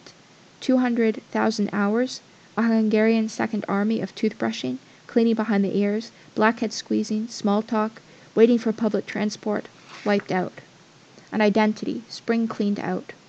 A whole being just left as a resume and a few memories, until those repositories were disposed of as well. Abridged away. Nothing like death, thought Yuri, climbing out of the morbidity, for making life look good. He got off the tram at Korut. Although most of the shops were closed, he remembered that the day and night People's Buffet, a delicatessen short on the delicacies, had been open earlier, and he decided to investigate what was going on in the way of edibles. Near the buffet, lying in the middle of the road, like a giant's abandoned football, was the head from Stalin's statue, dragged there by a jubilant public as a mark of their triumph, displaying the traitor's head on a gargantuan scale. A gentleman was seeking to knock off a chunk with the aid of a pickaxe, and it occurred to Yuri that he should take a souvenir as well. He queued up patiently behind the man when the Soviet tank appeared. It roared into the middle of the Korut and opened fire on Yuri. Sheltering behind Stalin's head with the other souvenir hunter, the first and only thing that occurred to Yuri as the bullet smashed into the shops and cut down tree branches was how much he wanted to live. He had never been aware of how enormous, how global this desire was deep down, a desire that was in no way smaller than the universe. How he would do anything, absolutely anything to live for even a few more seconds. If life meant huddling up to Stalin's head for the next 40 years or so, that would be quite satisfactory, as long as he could stay alive. Rolled up tighter than a fetus, he closed his eyes, not questioning whether that could be of any use. The shooting stopped, and there was no movement apart from the shards of glass keeling over. Those who had taken up assorted positions on the ground were evidently quite happy with them, and were in no rush to move. Yuri could still hear the rumbling of the tank engine unpleasantly close. An old man embracing the pavement next to a tree, with his bag of shopping beside him, yards away from Yuri, was protesting with amazing persistence and volume. 2 world wars! 2 world wars! And now this! Yuri considered whether it might be a wiser investment in self-preservation to run to a more secure and spacious sanctuary, but while he had faith in his speed, the notion of having only air between himself and the barrel of the heavy machine gun on the tank was too disturbing. Unless the tank closed in, he was going to sweat it out behind Stalin. The rumbling of the tank continued at the same remove. Yuri became curious as to what they were up to, but he wasn't going to have a look. "I'd never thought I'd be grateful to Stalin," commented Yuri's companion, whom Yuri was half crushing. They were there for what may or may not have been a long time, but it certainly felt like it. Yuri didn't mind waiting. It was one of those activities you could only do alive. His co-huddler had been in Resk, the labor camp that had been set up as an extermination center in the middle of the Hungarian countryside. Yuri knew nothing about it except that it had existed and been shut down under Nudge. One of Istvan's friends had been an inmate, but had given him only the most elliptical of accounts. Normally, Yuri avoided the offers of life stories offered in the traditional Hungarian style of expanded self-history, the vocal autobiographies that all Hungarians seem to be working on continually. But he didn't have much choice, and besides, Miklós's extracts were quite gripping. Yuri had always rated himself unlucky, but now he realized he was only a weekend player in misfortune. "The Germans. What a cultured people when they're not invading your country," Miklós explained. Miklós had done a stint in the anti-Nazi resistance. Caught, The Hungarians were too lazy to execute him, and passed him to the Germans, who put him in Dachau, where he had been dying of cholera when the Americans arrived. He got better. It seemed a bit pointless to die when you'd just been liberated. He came back to Hungary. Talk about being stupid, where he worked for the smallholders party. Talk about asking for it. Then he got a free ride in a black car, which led him to being imprisoned in Resk. The concept of Resk was that you went in but you didn't come out. Its scope was modest compared to the Soviet or German models, I suppose, Miklos conceded. But we're a small country after all. There were only 1,500 of us. For 3 years, Miklos and the others had no news from outside. The only news we got was from shitty newspaper we filched from the guard's latrine, and let's be honest, the papers aren't much to talk about in the first place. We only found out about Stalin's death when one of us noticed a black border around his picture in the main office. Miklos was very talkative despite the discomfort of his position, pinioned by a first division basketball player. You know what the worst thing was? It's all crap about how important freedom, friendship, and all that abstract stuff is. You know what matters? Sleep and food. The hunger was unimaginable. You thought it was bad during the war? I tell you, a couple of months of going hungry, it's nothing. A dawdle. A year, 2 years, 3 years without enough to eat. He was now shouting. It's beyond human belief. Ever since I got out, I always carry this. With some difficulty, he unwrapped a cloth containing a piece of cheese, a hunk of bread, and some radishes. I have to carry supplies with me all the time. I hardly ever use it. I just have to have it with me. He offered Yuri a tired-looking radish. No, thanks. So are you going to be looking up your old guards while you have a chance to express your gratitude? That's an interesting question. We used to discuss that a lot at Resk. What sort of people could beat someone to death just for the hell of it? There was disagreement about this in the camp, as there's always disagreement when you get two Hungarians together. You know how the 23rd of October is going to be described in the history books? The day the Hungarians agreed. Anyway, my view is that the guards at Resk were basically very ordinary, if not too bright lads. They'd been told we were the scum of the earth, the most evil, degenerate, child-murdering, odious, verminous parasites to be found in creation. In short, the sort of people who would run concentration camps. What use was it us trying to explain we were there because we had voted the wrong way? The other thing is that, someone who is jailed falsely for a long time, not a year or 2, but 3 or more, tends to go to one extreme or the other. Judging from my experience, you either become excessively forgiving or excessively vengeful. I feel we should remember Resk. People should know what happened, but we should also forget about it and get on with other things. Then, when the tanks go. A moving off rumble came. Having made its point and intimidated the vicinity, the tank moved off. When Yuri saw people emerging from the buffet, he knew he could safely stand again. His clothes were soaked with sweat, and nostril-curling stench of fear. Nice meeting you, he said, shaking Miklos's hand. Hope you like the revolution. He bought some food. It was after 7, and because he had made 8, the rendezvous time with Jadwiga, and because his luck was sorely depleted, Yuri was very keen to get home. Moving up to the Kaleti station, he was annoyed to see the revolution strengthening. Dead Russian soldiers were lying in gutters and against buildings like inebriated vagrants. While Yuri had no objection to dead Russian soldiers, it suggested that he was moving closer to the fighting rather than away from it as he desired. His hands were still shaking from his time out on the target range.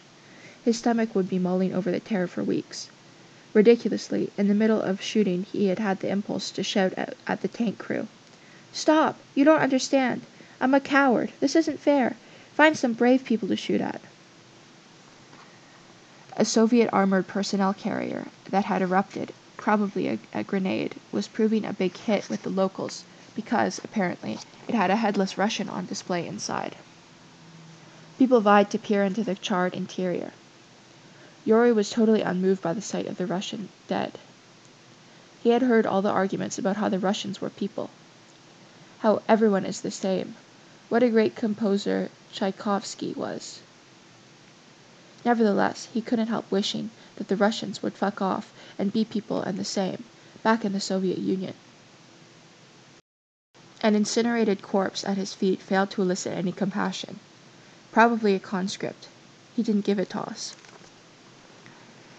All around the Kalety station, there were groups of tanks cutting off his intended route home. The Russian tanks weren't doing anything, but they didn't seem to want to move. They were just occupying space. No one, Yuri noticed, was strolling around close to them. The streets were full of people. No one wanted to stay at home, but a peopleless belt extended for hundreds of meters round the tanks. The street corner militia that had formed on the Rákosy út were discussing what to do. There were 2 soldiers, several new teenagers, 2 on roller skates, and a hopscotch of individuals you'd find waiting for a bus, including 2 postwomen. "We need petrol bombs. That's what they're using at the Corvin."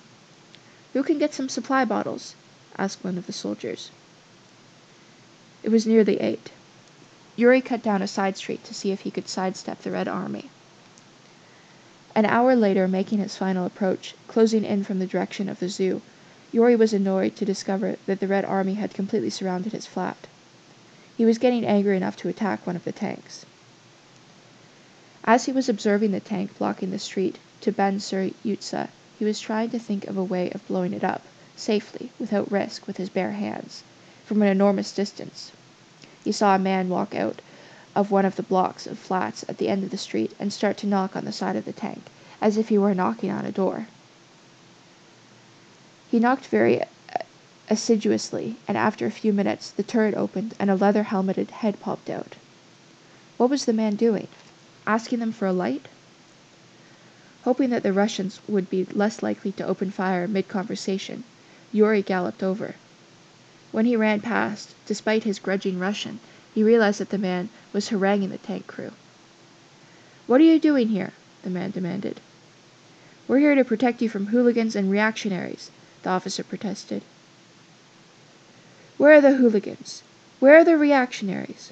It was an intriguing exchange, but Yuri had had enough current affairs for one day. Going up the stairs, he met Jadwiga coming down. "You're late," she said sternly. "Time flies when you're having a revolution." Inside, Alec greeted them with the news that Imre Nagy had formed a new government. "I'm pleased for him," said Yuri. "But, if you'll excuse us, there are some urgent aspects of Hungarian-Polish relations to consider." Why shouldn't things be conducted in comfortable conditions, thought Yuri, glad that he had obtained a fully qualified bed from Potocki as his farewell present. Worn out by history, worry, fear, and his conjugal work, he was reclining into sleep when Jadwiga said apropos of nothing, "We are winning. It will be Poland next." He loved her craziness. Did it really matter what went outside the bedroom where they had established a bad free zone? "Who knows, maybe even the Czechs will do something," Jadwiga continued, recounting her day out in the Revolution and how she had come to Budapest. On Saturday, the students at Szeged University had held a meeting, as was suddenly the fashion, to discuss the pervasive iniquity of things. It was the first time in my life I'd seen anything that could even loosely be called democratic. Strange that I had to wait 22 years to see someone saying what they thought in public. There was something almost improper about it. So we voted to withdraw from that communist-guided student union and to set up our own. I told them we had to do it. I remembered what you said about fighting all the way. That pushed me. Yuri strained his memory, but he couldn't recall any such dictum. The Szeged students had then voted to send a delegation to the University Youth of Budapest to urge them to do the same. Jadwiga had arrived in Budapest on Monday night, but hadn't wanted to come and break the back of Yuri's sleep by saying hello at 4 a.m. She had then been touring the collapse of the party's power. While Yuri had been sheltering behind Stalin, she had been at the Corvin cinema, with one of the best seats in town to watch the fighting. Yuri related his various encounters with Soviet tanks. "Were you afraid?" she asked. "No," he lied, choosing a tone of cool indifference to the lethal nature of Soviet armor, but not one of scorn, since he didn't want to overdo it. "I wasn't afraid either," she said. Not for the first time, Yuri registered that Jadwiga was much braver than he was. A soul as firm as her breasts, beauty and fortitude, Venus and Mars in one. And her bravery was a self-fueling, independent, detached bravery, the sort that would work alone, in the dark, in the gas chamber. "What is she doing with me?" Yuri could envision rustling up some bravado if there was an audience or some support, but the sort of solo bravery that exists when, even though there is no one to witness it or mark it, was, he knew, beyond him. Could doing brave things make you brave, as push-ups made you stronger? Was courage bone or muscle?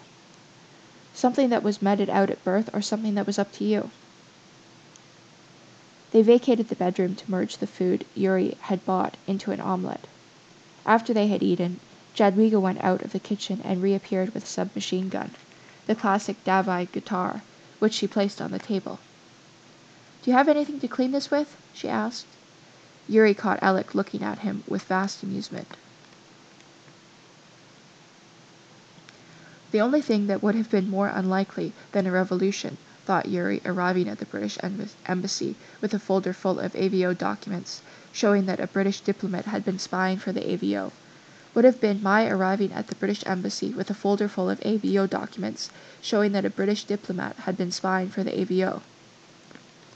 He rang the bell. After a suitably dignified pause, the door was opened, Yuri was pleased to see, by Nigel. "Good morning," said Yuri in his floweriest pronunciation. "How are you, Nigel? Do you know if the ambassador is free?" "Actually, he's a minister plenipotentiary, but don't let that stop you."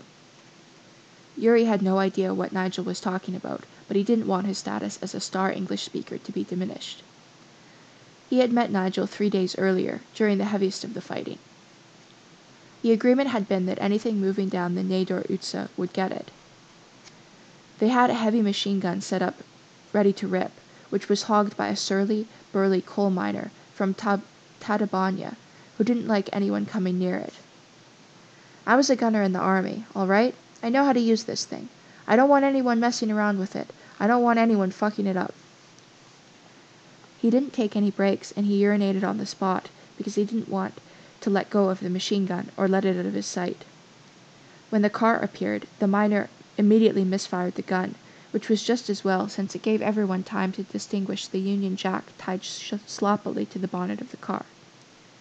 The car trundled up respectfully to their position, and as the miner continued to swear, to curse the quality of Soviet manufacturing standards, and to eject carriages left, right, and center, Nigel had got out and said cheerfully, "Good afternoon. Is there by any chance anyone here who speaks English, and who knows the way to the British legation?" Yuri had earned this conversation. Nigel had the elegant garb of a top spy, a rising diplomat. Someone, in short, well worth getting to know. But, in fact, he said he was an aspiring opera singer, studying in Vienna. With a friend, he had driven to Budapest to deliver medical supplies. There was no one else who spoke English, but even if there had been, they wouldn't have had a chance. Yuri took charge, exulting in every well-spent forint of his English lessons. "And how do you like Budapest, Nigel? Let me escort you to the embassy, and do tell me what you think of Viennese women." A week after the start of the revolution, it was all over, barring the history writing. To Yuri's amazement, to everyone's amazement, and no doubt most of all to the Russians' amazement, the part-timers of Budapest had beaten the Red Army. True, a lot of the Russians hadn't been very eager to fight. Most of them had been based in Hungary for some time, and seemed to understand what they were being asked to do, and that they weren't combating international fascism or the Hungarian underworld, but the populace of Budapest. Indeed, the only Russian Yuri had seen who was wholly enthusiastic about trigger-pulling had been a Russian deserter he had met at the Corvin, who had been fighting his former colleagues. But the main problem for the Russians, who had been counting on the AVO to pull their weight, had been that, without the proper infantry support, their tanks had been bizarrely vulnerable in the streets of Budapest. People simply waited for a tank to pass, and then for the price of a good drink, lobbed their petrol bomb on the rear of the tank, where the burning fuel would be sucked in through the ventilation grills of the T-34s and into the engine, turning the occupants of the tank into charcoal sticks. Those fast enough to avoid being burned were shot at as they clambered out. Imre Nagy formed a new government, one this time with a few people who hadn't been in the Communist Party. Ceasefire. Exultation. Hungarians had fought their way to paradise.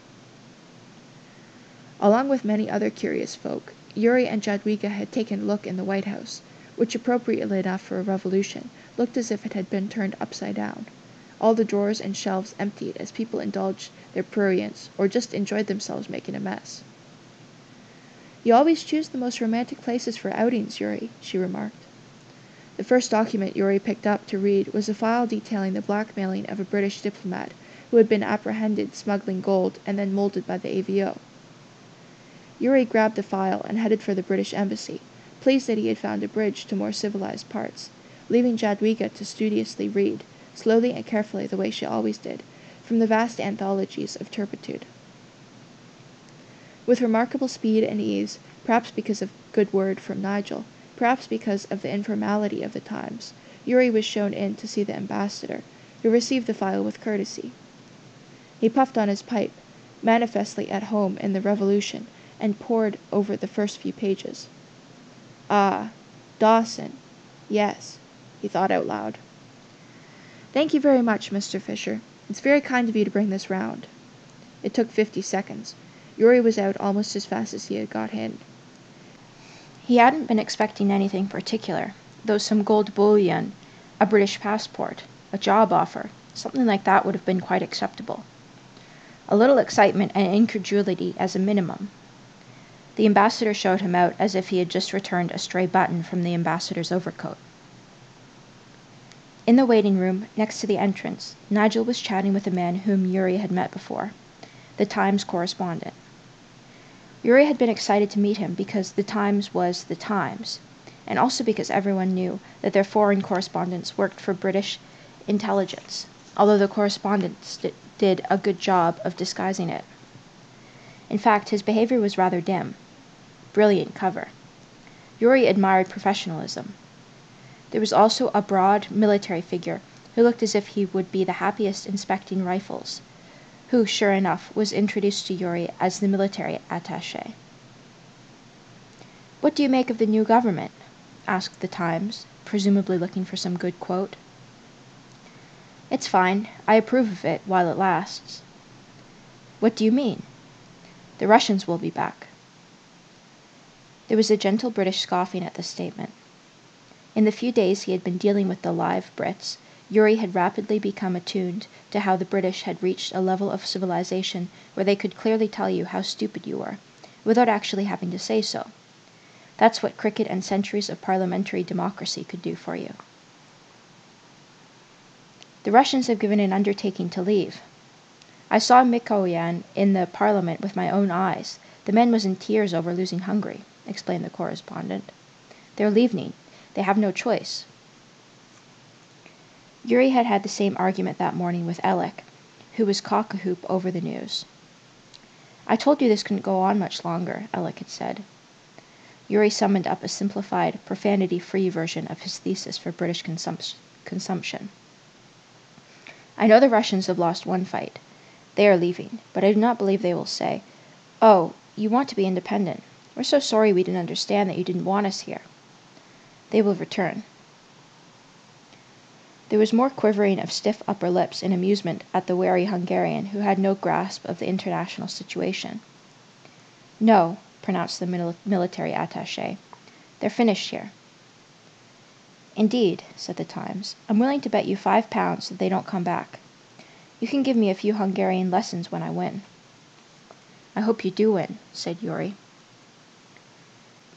Jadwiga had told Yuri to meet her at the Corvin, and going there he stopped on the Kovrut to buy a newspaper.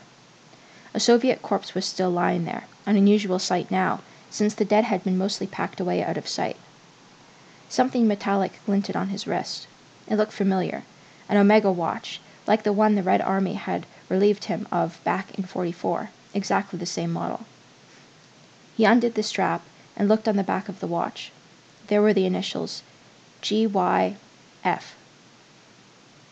"Thanks very much for looking after it," he said, pocketing the watch. Walking across to the newsagent, a shout stopped him. It was Roka. "Hey, class alien, this is what you want," he said, handing Yuri one of the stack of papers he was nursing. "Kill anyone interesting?" he inquired. "Not really," Yuri replied, "but I was being choosy." Roka had spent most of the live fire time chasing a lorry load of AVO who were keen on surprise atrocities. They would flip open the flaps on the lorry's rear and blast away at anyone in view, male or female, young or old, unarmed or unarmed. Roka's crew had missed them several times by seconds. The story ended with the AVO being last seen motoring in the direction of the Anyal fault. "They couldn't have lasted more than 10 minutes, Roka obituarized. The paper that Roka had handed over was entitled The Truth. "I'm working on the editorial committee," he explained proudly. "Oh, before I forget, Hep wants everyone out at the club at Hep time, Monday morning. He says we've wasted enough time." With a parting injunction to look up Yurkovich, who had managed to get himself put in charge of the distribution of a vast amount of processed cheese from Switzerland, Roka carried on down the street, dishing out his journal to anyone willing to take it.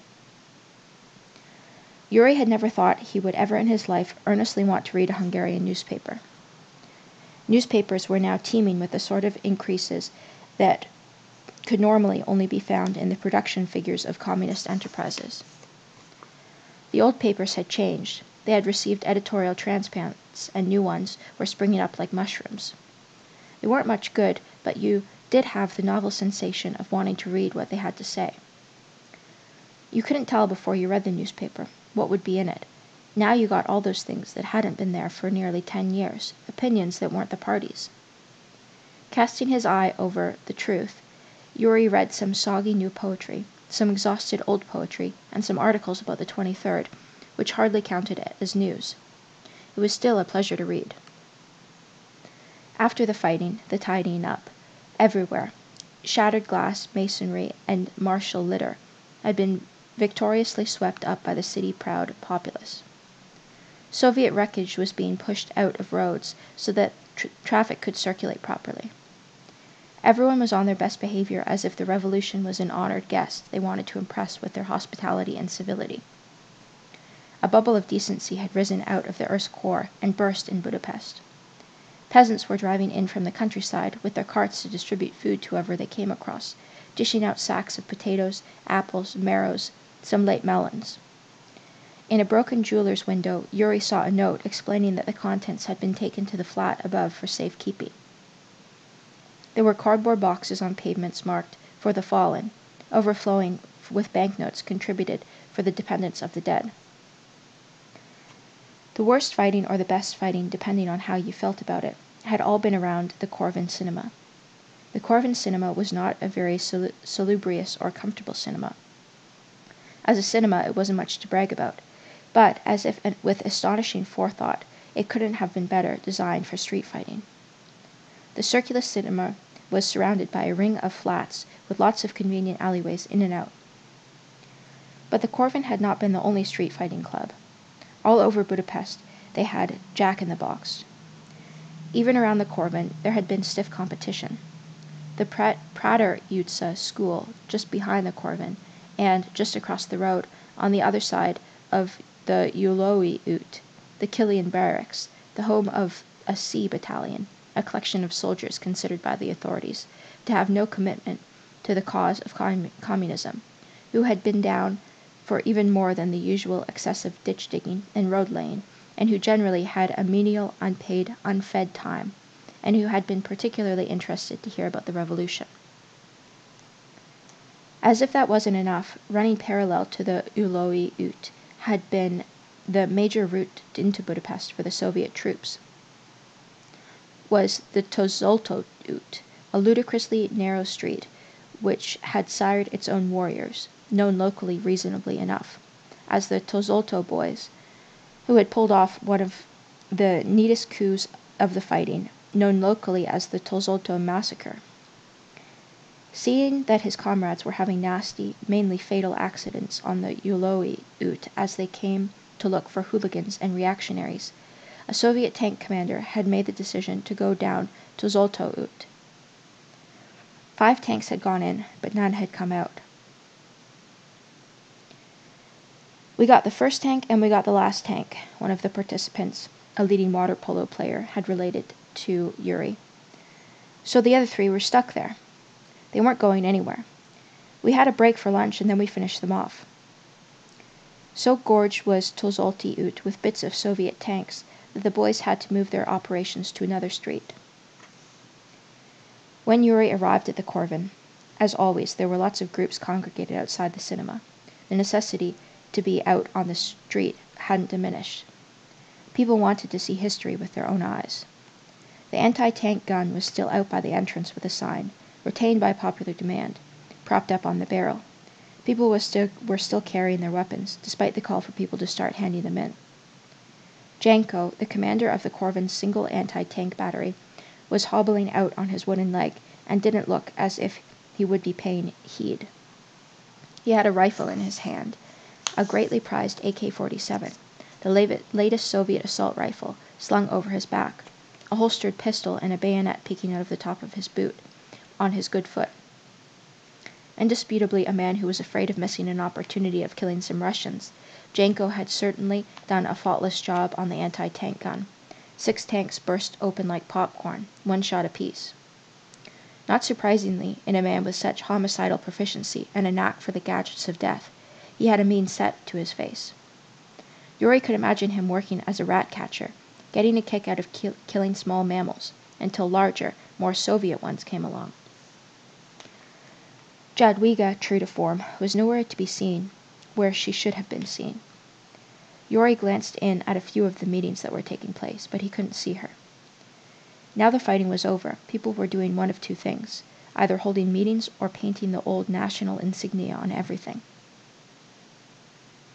The meetings, initially bracing and euphoric, were lurching towards tedium. The absence of free association had been wearing, but it was like not reading a book for 5 years and then trying to read 5 at the same time to make up. Creedal orgies, nationwide.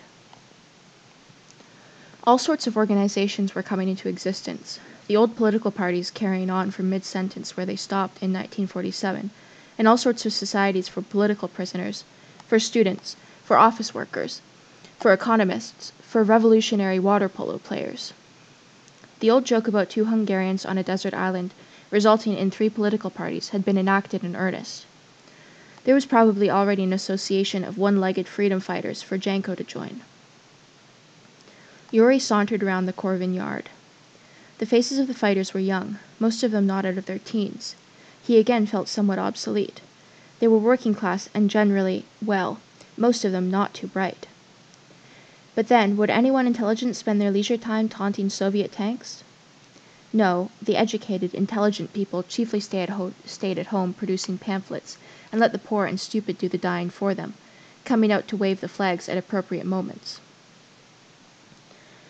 The Corvin was in the sort of district that appreciated a good fight, whether it was with rival football supporters or the Red Army. Yuri kept expecting to see Tamas. The Corvin was his sort of event, and there could be no doubt that if Tamas were alive, Russians would be dying. But there were so many other thriving locations apart from the Corvin to choose from. Still, familiar faces were at the Corvin. He had seen Knotts arguing with 2 girls kitted out with submachine guns. Yuri had said hello, but suspected that Knotts hadn't placed him, Knotts having played a larger role as Yuri's cellmate than Yuri with his walk-on part on Knotts' stage. Yuri kept expecting to see Potocki as well. Backs, profiles, haircuts, overcoats, remote forms would imitate Potocki or give off Potockiness. He imagined Potocki might be on his way back to Hungary. He wouldn't want to miss this. One man coming out of the parliament resembled Potocki so closely, moved so much like him, that Yuri was getting the joy and the greetings ready, and only at the absence of any recognition in the irises of the impostor gave him away at the last moment. In the end, far down the Uloi Ute, by some scenic rubble, Yuri found Jadwiga having her picture taken by a couple of Western photographers. They seemed to have a fondness for attractive women with weapons. Yuri didn't like this at all. Jadwiga was merely handing out one of her polite smiles, her toothy calling card, but they weren't to know that. Yuri came up to glower at the photographers at close quarters because they had already finished and were on the move to their next nap.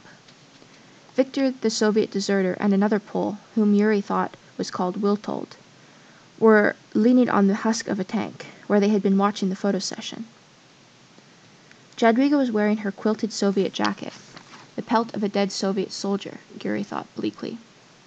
He had taken weapons from the dead internationalists, but weapons were somehow faithless. They didn't belong to anyone.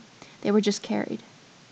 Jadwiga's blue jacket, approximately a third of her small wardrobe, had got ripped to shreds on the 26th as they were crawling along under Soviet fire at the Korvin. The noise of the tanks, more than anything else, had been terrifying. It was no more dangerous, rationally, than being shot at by infantry, but it sounded more dangerous. When Janko fired the anti-tank gun in reply, Yuri had believed he was going to die of fear. As he lay on the ground, using muscles he had been unaware of to propel himself into the pavement, impressed more forcefully than if an elephant had been standing on him, he pondered how it would only take one of the hundreds of bullets zooming through the Korvin to unanchor him from the continuum, and wondered why everybody didn't just run away. Jadwiga was only upset by her jacket failing her in combat conditions, and tattering during her sniping. During one of her shopping expeditions in the lulls to collect ammunition and weapons from inoperative Soviets, she had returned with the tough jacket. "So how is the great optimist?" she said to Yuri. Jadwiga had sided, of course, with Alec in the morning, insisting that the Red Army had had enough, and that Yuri didn't want to face up to the fact that he was now free to do whatever he wanted since he could no longer reach for the handy excuse of an inane, dictatorial regime preventing him from being a great success. "Budapest today, Warsaw next week, right, Witold?" Witold nodded in agreement. Then she added in Russian, "Moscow, let's be realistic, 1 month." Victor grinned in approval. "That's why they have to stop it here," said Yuri. "This can't go on much longer." "You're so miserable," Jadwiga remonstrated. "I hope our children will have none of that. When I will tell them how stupid their father was, they'll laugh." Having secured a promise with her that she would return home soon, Yuri started back for Damjanich-Utsa. Passing by a bookshop that had puked out its contents into the street, it occurred to him the household was short of paper, and because he wanted to carry out a scientific experiment, Yuri gathered up a few volumes that hadn't been burned or just nibbled by the flames. At home, relaxed on the loo, he tried out the books. Revai, the party ideologue, was disappointing. It was an imposing volume. Who knew how to use freedom? 684 pages. But the paper was too shiny to merit the diploma of bottom wiping. Murray, the journalist who had fearlessly invented and then exposed American atrocities in Korea, in his illustrated Testimony, 213 pages, looked promising. Yuri had no idea what had really happened in Korea, but he was quite willing to stake his life that the only things in the book that weren't downright lies were the author's name and the commas. Nevertheless, Murray afforded a greater degree of absorbency. Coming to Rakossi's Selected Speeches and Articles, 559 pages, there was still a perceptible failure to carry out the work in hand. The most effective nether napkin was Rakossi's The Turning Point, 359 pages, an earlier offering, from 1946, on coarse paper which almost worked. Yuri was trying to enjoy his sojourn at the hindquarters headquarters with extracts from these books, but although the idea had been highly pleasing, the reality wasn't as satisfactory. The communists couldn't even hack it as toilet paper. You could imagine Rakossi forecasting that people might well one day seize his books with a hankering to convert them into arse fodder, ordering that his works should be printed on the most unaccommodating of paper. Still, it would make an amusing paragraph when he wrote to Potocki. Where were Revai, Rakossi, and the others? Yuri wondered. Where were all those bastards, the beloved favorite sons of the people? The Russians probably had them tucked away in the basement of their embassy, in storage for future necessity, labeled spare dictators. The last book Yuri turned to was in English, Eastern Europe in the Socialist World, by Hewlett Johnson, who was supposed to be the Dean of Canterbury. The book was a paean to the socialist order. Either the book was a forgery, or else the Dean must have been caught wanking off small boys in Warsaw and blackmailed into writing this, thought Yuri, because no one could be stupid enough to write things like this of their own volition. It was the largest park in Hamburg, full of ducks, but he still couldn't manage to catch one. Ducks were brainier and faster than they looked, and Potocki was disadvantaged by having to keep looking over his shoulder to make sure he wasn't arrested. He was sure there would be some bylaw protecting German ducks from hungry refugees. He tried improvising traps with string and dry bread. He tried netting them with his overcoat. He tried a straight grab and ring. As it got dark, Potocki resigned himself to dining on boiled eggs again. He had explored all the options for cooking eggs, and somehow boiled seemed the least dispiriting. Eggs were far better than nothing, but after months of unrelenting eggs, non-egg edibles had deployed an unprecedented fascination. But, as he strolled past an off-license, Potocki snapped and resolved to blow a little money. 2 beers to celebrate the revolution. There was one pinguid German in front of him at the counter, who stupidly seemed to be buying more beer than he could possibly carry. As the man struggled to find a way of managing his impossible load, Potocki was about to ask for 2 bottles of beer, when a hand landed on his shoulder. He turned to see a long-haired figure behind him say in German, "I'm a Hungarian. Let me buy you a drink." Insane? Drunk? Uncontrollably gregarious? Just Hungarian? "I'm Hungarian too, and I'll let you buy me a drink," Potocki responded in the mother tongue. His host was called Kinchesh, and he was evidently a man used to going to great lengths for company. His room was virtually above the boozery, so they repaired there to drink. Kinchesh was pleased he didn't need to employ his appallingly accented German, and that he could really get loquacious. Kinchesh had been in West Germany for over 3 years. He had done some work as an artist model, but a vogue for abstract expressionism had dried up most of his employment, and he was now working as factotum in one of the liveliest brothels. It was all very German. It was an interview. They asked whether I had any previous experience of working in a knocking shop. They were perfectly serious. They were terrified of taking on unqualified help. "What do you do?" "I'm the head of the postage stamp acquisition department in a bank," replied Potocki. "I'm the one they send down to the post office." They drank to the revolution. "I tried to go back yesterday. Got as far as the Austrian border," said Kinchesh. "But the Austrians wouldn't let me in. They were convinced there were enough Hungarians in Hungary. Mind you, I don't know why I wanted to go back so badly, when I think of the trouble I had getting out. I had to waltz through the minefields. What about you?" "My personalized rail wagon. You must have wanted to get out quite badly. You got out that way." "I didn't have much choice, really. That always makes things easier, you see. I'd walked out of a place called Resk, a labor camp." Kinchesh outlined that inspiration behind Resk. "Lots of people helped with my escape. It took us months to scrape together a guard's uniform. It was very cheeky, very dramatic. A big brass neck, a dark winter evening, bored, dim guards, and I was out. I just walked out. There was no hope of staying at liberty in Hungary, so I knew I had to leave. We all thought it important that the world should know about Resk. I memorized everyone's name, their date of birth, occupation, and the city they lived in. I was working on the addresses when the uniform was completed." "So what did the world say?" asked Potocki. "Nothing much. Walking out of a labor camp, that's heroic. Walking out of a labor camp and walk through an iron curtain, and you'll find you've walked around the moral globe, and it's not heroic, but extremely suspicious. Everyone was very polite, but I had the impression they thought I was on a payroll somewhere in Moscow." Potocki remembered his debriefers. "Ach, Herr Potocki, we understand you were saying you were sent out by the AVO, but we have been told by people who were sent out by the AVO, the people who were sent out by the AVO are told to say that. They have been sent out by the AVO. The meeting had been a stalemate. He was staying in the country, but without a generous salary from the security services. "Are you going to go back?" King Chess inquired. "When I leave, I leave." "You don't think I should tell him?" Jadwiga asked. "No, best not to interfere in that sort of emotional traffic," Alec answered. "But there can't be any doubt. The documents were very clear." Alec looked unhappy. "The documents might have been very clear, but you don't really know Potiki. He was as fast off the court as on. His sunbathing stunt outside their front door would have been a hard one to talk his way out of, but he's slippery. The AVO might have thought he was working for them, but he probably agreed just to get out."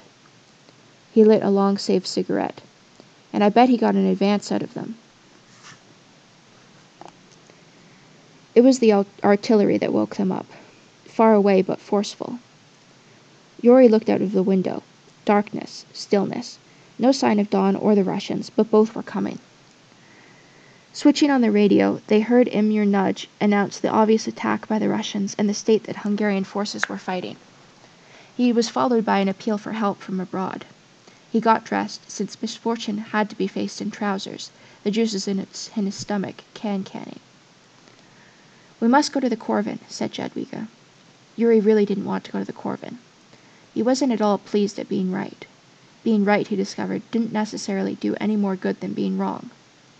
He had thought he'd been angry before, but he realized his previous rages had only been false starts compared to his present anger. Thanks to the Red Army, he was going to explode, but he didn't want to fight.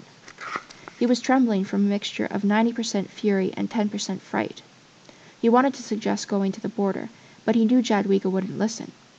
He suggested it anyway, knowing he would regret it more if he didn't. "Let's go to Austria," he said. "You don't mean that," she retorted. They ran out into the streets, Jadwiga carrying her favorite gun. There were few people, and those that were out, whether armed or unarmed, didn't seem to know what to do. He tried to keep the thoughts submerged because he didn't want them to come into the world, because they wouldn't help, but he couldn't keep them down. They floated up to the surface. "We're going to lose. We're going to be killed." They bobbed around in his mind.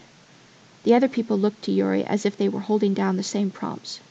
Stealthily, they reached the Korut, which Yuri suddenly recognized as the street where he was going to die.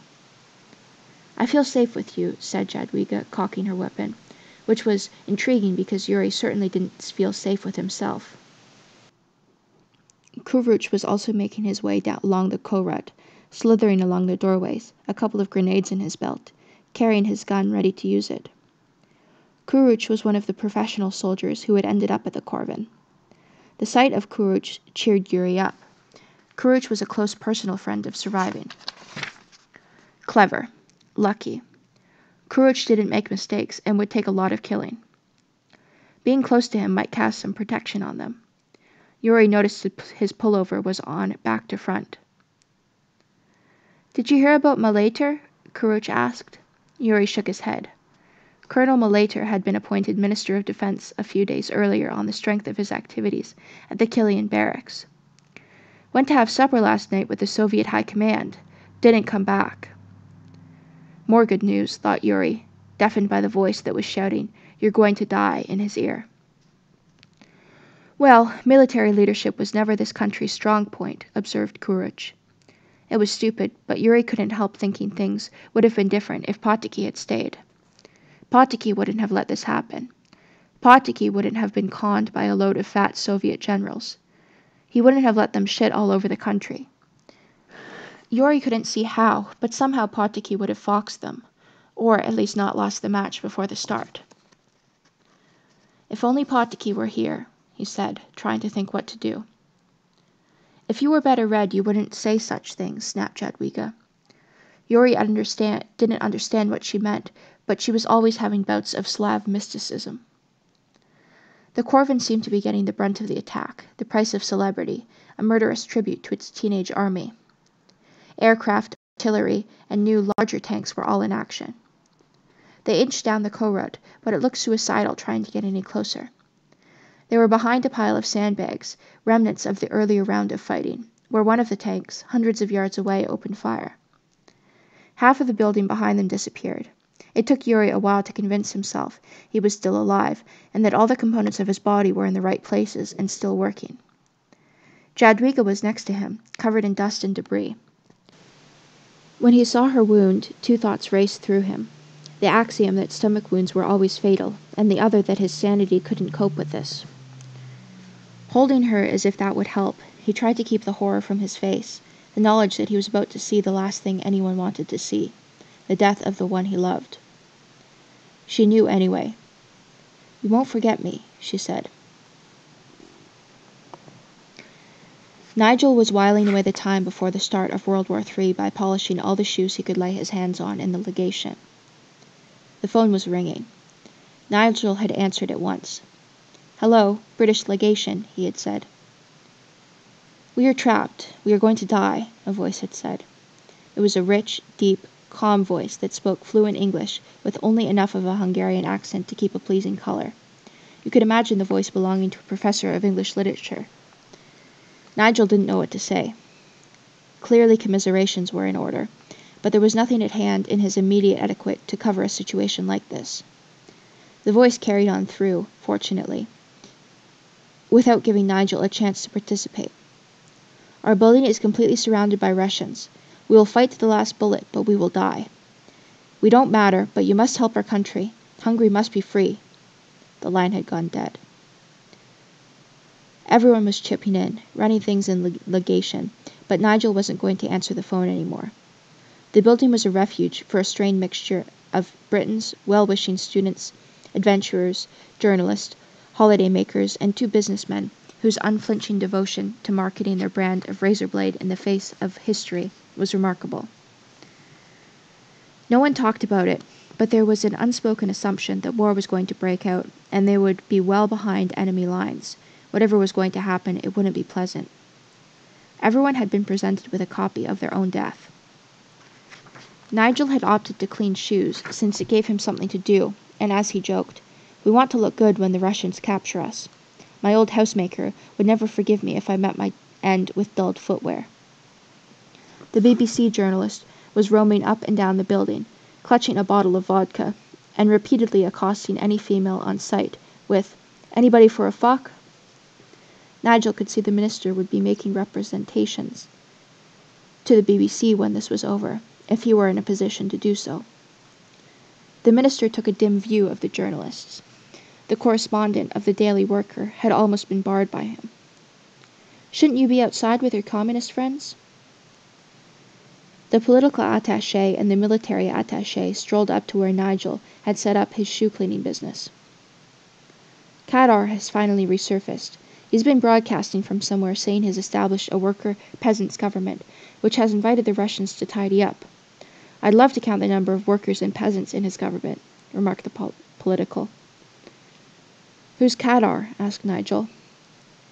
"Was Minister of the Interior under Rakasi, homegrown communist as opposed to the Muscovites. Was also a minister in Nudge's latest government, but he seemed to get tired of it and disappeared a few days ago." "Anyone know where he's been?" asked the military attaché. "Somewhere safely Soviet, I'd venture. He's probably spent the week trying to think up a new configuration of socialist, worker, party to name his new outfit. But he's stuck with the Hungarian Socialist Workers' Party, which Nudge thought up. I suppose all the variants have been used up." I suppose it's time to earn the king's shilling," said the military attaché, stepping out into the revolution. "You don't get any braver, you just get tired, bored with fear," thought Yuri as he scrambled over the wall to land in the Karapesi cemetery. He and Kurutz ran through, dodging the gravestones and undergrowth. Where were the others? Yuri wondered. Looking back, he could see the Mongols coming over the wall. The return of the Red Army relied largely on troops from Central Asia or some slant-eyed part of the Union. Unlike troops who had been stationed in Hungary and had some idea of what was going on, Yuri had heard the Mongols thought they were fighting the Suez Canal. They certainly didn't mind killing people. Kurutz signaled that they should make a stand. Yuri still had enough energy to savor the irony of having a shootout in a cemetery. Very convenient for the people who had to clean up afterwards. The Mongols moved cautiously, as if expecting American paratroopers to open up on them at any moment. All day, Yuri had been hearing stories about American paratroopers arriving all over Hungary, particularly in places where they weren't needed. Well, if they didn't hurry it up, it would soon be over. A lot of party people were buried here, Yuri noted, hoping he could find a cadre tombstone to shelter behind so that it would get shot up. Kurutz gave their pursuers a magazine's worth, really working their cardiovascular systems, maybe nicking one of the yellow bastards. He and Kurutz fell back a few yards further to a gigantic mausoleum, a sort of mini-history of architecture, composed of a dozen different styles, perhaps to cover any changes in fashion up to Judgment Day. It looked awful, but must have cost a fortune. In memory of the Garibin family, read the inscription. The Garibin family are going to take some great punishment, thought Yuri. He and Kurutz were both short of ammunition. Kurutz still had one grenade, but that was it. They could start throwing rocks after that. The Mongols argued loudly about their strategy a long way off. After a few minutes, one of them appeared, crawling on his belly, weapon cradled in his arms in the textbook manner, but out in the open. Did he think he was invisible? It was insulting. Yuri felt a flash of anger on his emotional palate. He'd missed his targets all morning, but this was his last 2 rounds. He hit the serpentine Mongol. The Mongol turned out to be a screamer, expressing eloquently in a universal language how painful it was to be shot. There was more hurried, Asiatic consultation, and then from a wide front came small arms fire, chipping away at the Garibin family's final abode. Yuri could tell Kurutz wanted to hang around and try and gouge their eyes out, but he indicated they should leave. It was easy. They left the cemetery while the shooting continued, with a bit of perfunctory grenade lobbing. The Mongols would be there for hours before they realized they had used the back door. I'm going down the Yului Ute, said Kurutz. You won't come back, said Yuri, noting by the sound of his voice he was hysterical. He wouldn't have believed he had enough vigor for that. The Yului Ute was a preview of the end of the world, a little localized Armageddon. It was safer firing a revolver in your mouth. I've lived like a worm for a long time, said Kurutz, although Yuri couldn't envisage Kurutz doing so. I'm glad I can die like a man. Where are you going? Out. West. Austria, replied Yuri. You won't come back either. Yuri threw away his empty gun. If he needed another gun, he could pick one off any street corner, and carrying one didn't do you any favors. The Red Army won't forget about its outing in Budapest, said Kurutz. It's been... well, people will write about us. Clinging to walls all the way home, Yuri crashed into the British military attaché, recessed in a doorway, observing the proceedings. The way Yuri greeted him in English made the attaché realize they were acquainted, though he obviously couldn't place Yuri. Awesome, these new tanks, he said, gesturing at a herd on the other side of Hosuk Square. Those new guns, too, formidable rate of fire. Yuri nodded because he was unable to add anything to the conversation. He merely smiled politely in the way one does when one's country has been invaded by interesting new tanks. The attaché was carrying an umbrella, Yuri observed, as all Englishmen should. At home, the flat was empty. Alec had, along with everyone else in the block, taken refuge in the cellar, just as they had done during the siege of 44. In an act of final defiance and rebellion, Yuri climbed into his bed and slept indefatigably for the next 20 hours in truly passive resistance. He was woken by Istvan moving around in the lounge. Istvan was taking down a landscape picture off the wall, an oil painting so ghastly that it had been snubbed by legions of plundering Soviet soldiers, and even when they had been starving, Alec had been unable to find anyone willing to take it off their hands for a few forints. A tank with a machine gun round through our still life, said Istvan. Ilona insisted that I find something to replace it. Been fighting, have you? I can tell you look frightened enough. Yuri rummaged in the kitchen for food, out of reflex rather than hunger. Where's Jadwiga? Asked Istvan. The look that Yuri gave him made everything plain. Yuri started putting on layers of clothing. When he got to his overcoat, he reached into a pocket and put Jadwiga's effects, some identity cards and rings, on the table. He kept the passport. "I need a favor. When things get settled, could you send these to Poland?" Grabbing his scarf, he said to Istvan, "I'm off. Have a good life," and so on. Hamstrung with sadness, it was a long walk. Dear God, thought Yuri, does it really have to be like this? It was colder than usual for November, and it seemed much blacker at 6 than it should have been, as if the Russians had imported extra darkness with themselves and dawn had given up. There weren't many trains running, but the Keleti station had a train, greatly oversubscribed, getting ready to leave. It wasn't a train taking people anywhere in Hungary, although nominally it had a Hungarian destination. Although no one said so, everyone knew it was the slow train to Vienna. The center of the city had quieted, but as the train chugged out of Budapest past Sepal Island, explosions could be heard. Sepal, always referred to as officially as Red, since it was inhabited exclusively by industrial workers, was the last part of Budapest to hold out. They had a munitions factory. They had anti-aircraft batteries so powerful they could be used to turn most tanks into Swiss cheese. Their own leaders had told them to give up. They had been instructed to go to hell. Huge columns of smoke had hung immobile over the island all day as if pinned there.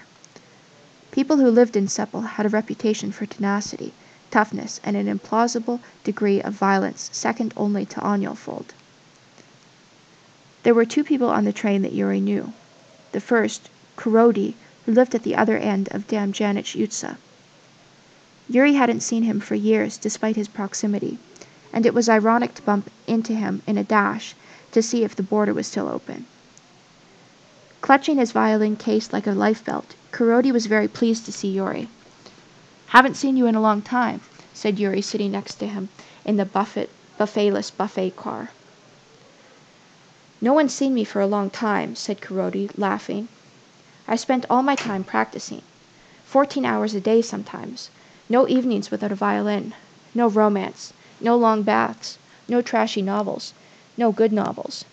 I may not be the greatest violinist alive, but I've been the hardest working. I cut everything out because I knew one day I'd get out, and then it would all be worth it. Those lazy bastards in the West won't know what hit them." "The streets may not be paved with gold," said a part of Yuri's mind responsible for repartee. "You know what? I don't care if they're paved with turds." Yuri's other acquaintance was Kurutz. Looking for a seat, Yuri hadn't recognized him immediately because most of his face was swashed with bandages. He was leaning on a crutch. What Yuri could see of his face looked awful, worse than some of the corpses that had been lying around for a couple of days. They didn't acknowledge each other at first, the old caution having silently returned, but an hour out of Budapest, Yuri noticed Kurutz having a cigarette in the corridor. They had enough space for a hushed conversation. "What happened?" asked Yuri. "I got killed," said Kurutz, speaking with the mellowness of someone who hasn't eaten or slept for days. "Near the Rakosi Ute. We were surrounded.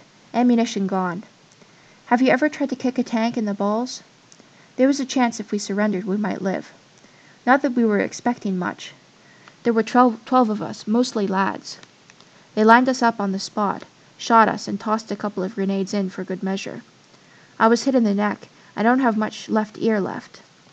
Not to mention a generous helping of shrapnel. It must have looked bad, thank goodness. Next thing I knew, I was in a flat being patched up, thinking what lousy wallpaper heaven has. The people who helped me said I was the only one alive." They stared at the blackness outside the window. Solid gloom, a sinister aspect. No features from outside made it through. "Did we kill too many? Not enough?" asked Kurutz, speaking apropos of the AVO and the party. "They always seem to find replacements. Quislings, shits, like hope, spring eternal." Kurutz had done a spell of military service at the border. He offered to take Yuri through a very green part of it. Alec, bored in the flat and not eager to find out if he had a job to go to at the hospital, greeted Istvan warmly when he appeared. "Have you seen Yuri? I'm getting worried. I managed to buy all his favorite cakes. Can you imagine in the middle of this, the patisseries back at work? Istvan sighed at Yuri's untidiness. He's gone, he said. That November there was no need to say more. Just as he was getting interesting, remarked Alec. People got off the train at different points once it reached Western Hungary, depending on how they saw their escape. There were families with 2, 3, or even 4 children and innumerable suitcases, solitary voyagers, couples just carrying each other's hands, and even a farmer who had voiced intentions of trying to smuggle his prize pig out. There was an atmosphere of a grim holiday excursion. Kurutz seemed to know what he was doing, although well on the way to being dead. This, at least, saved Yuri some thinking. He couldn't be bothered to be afraid. The events had quelled his terror, if at great cost.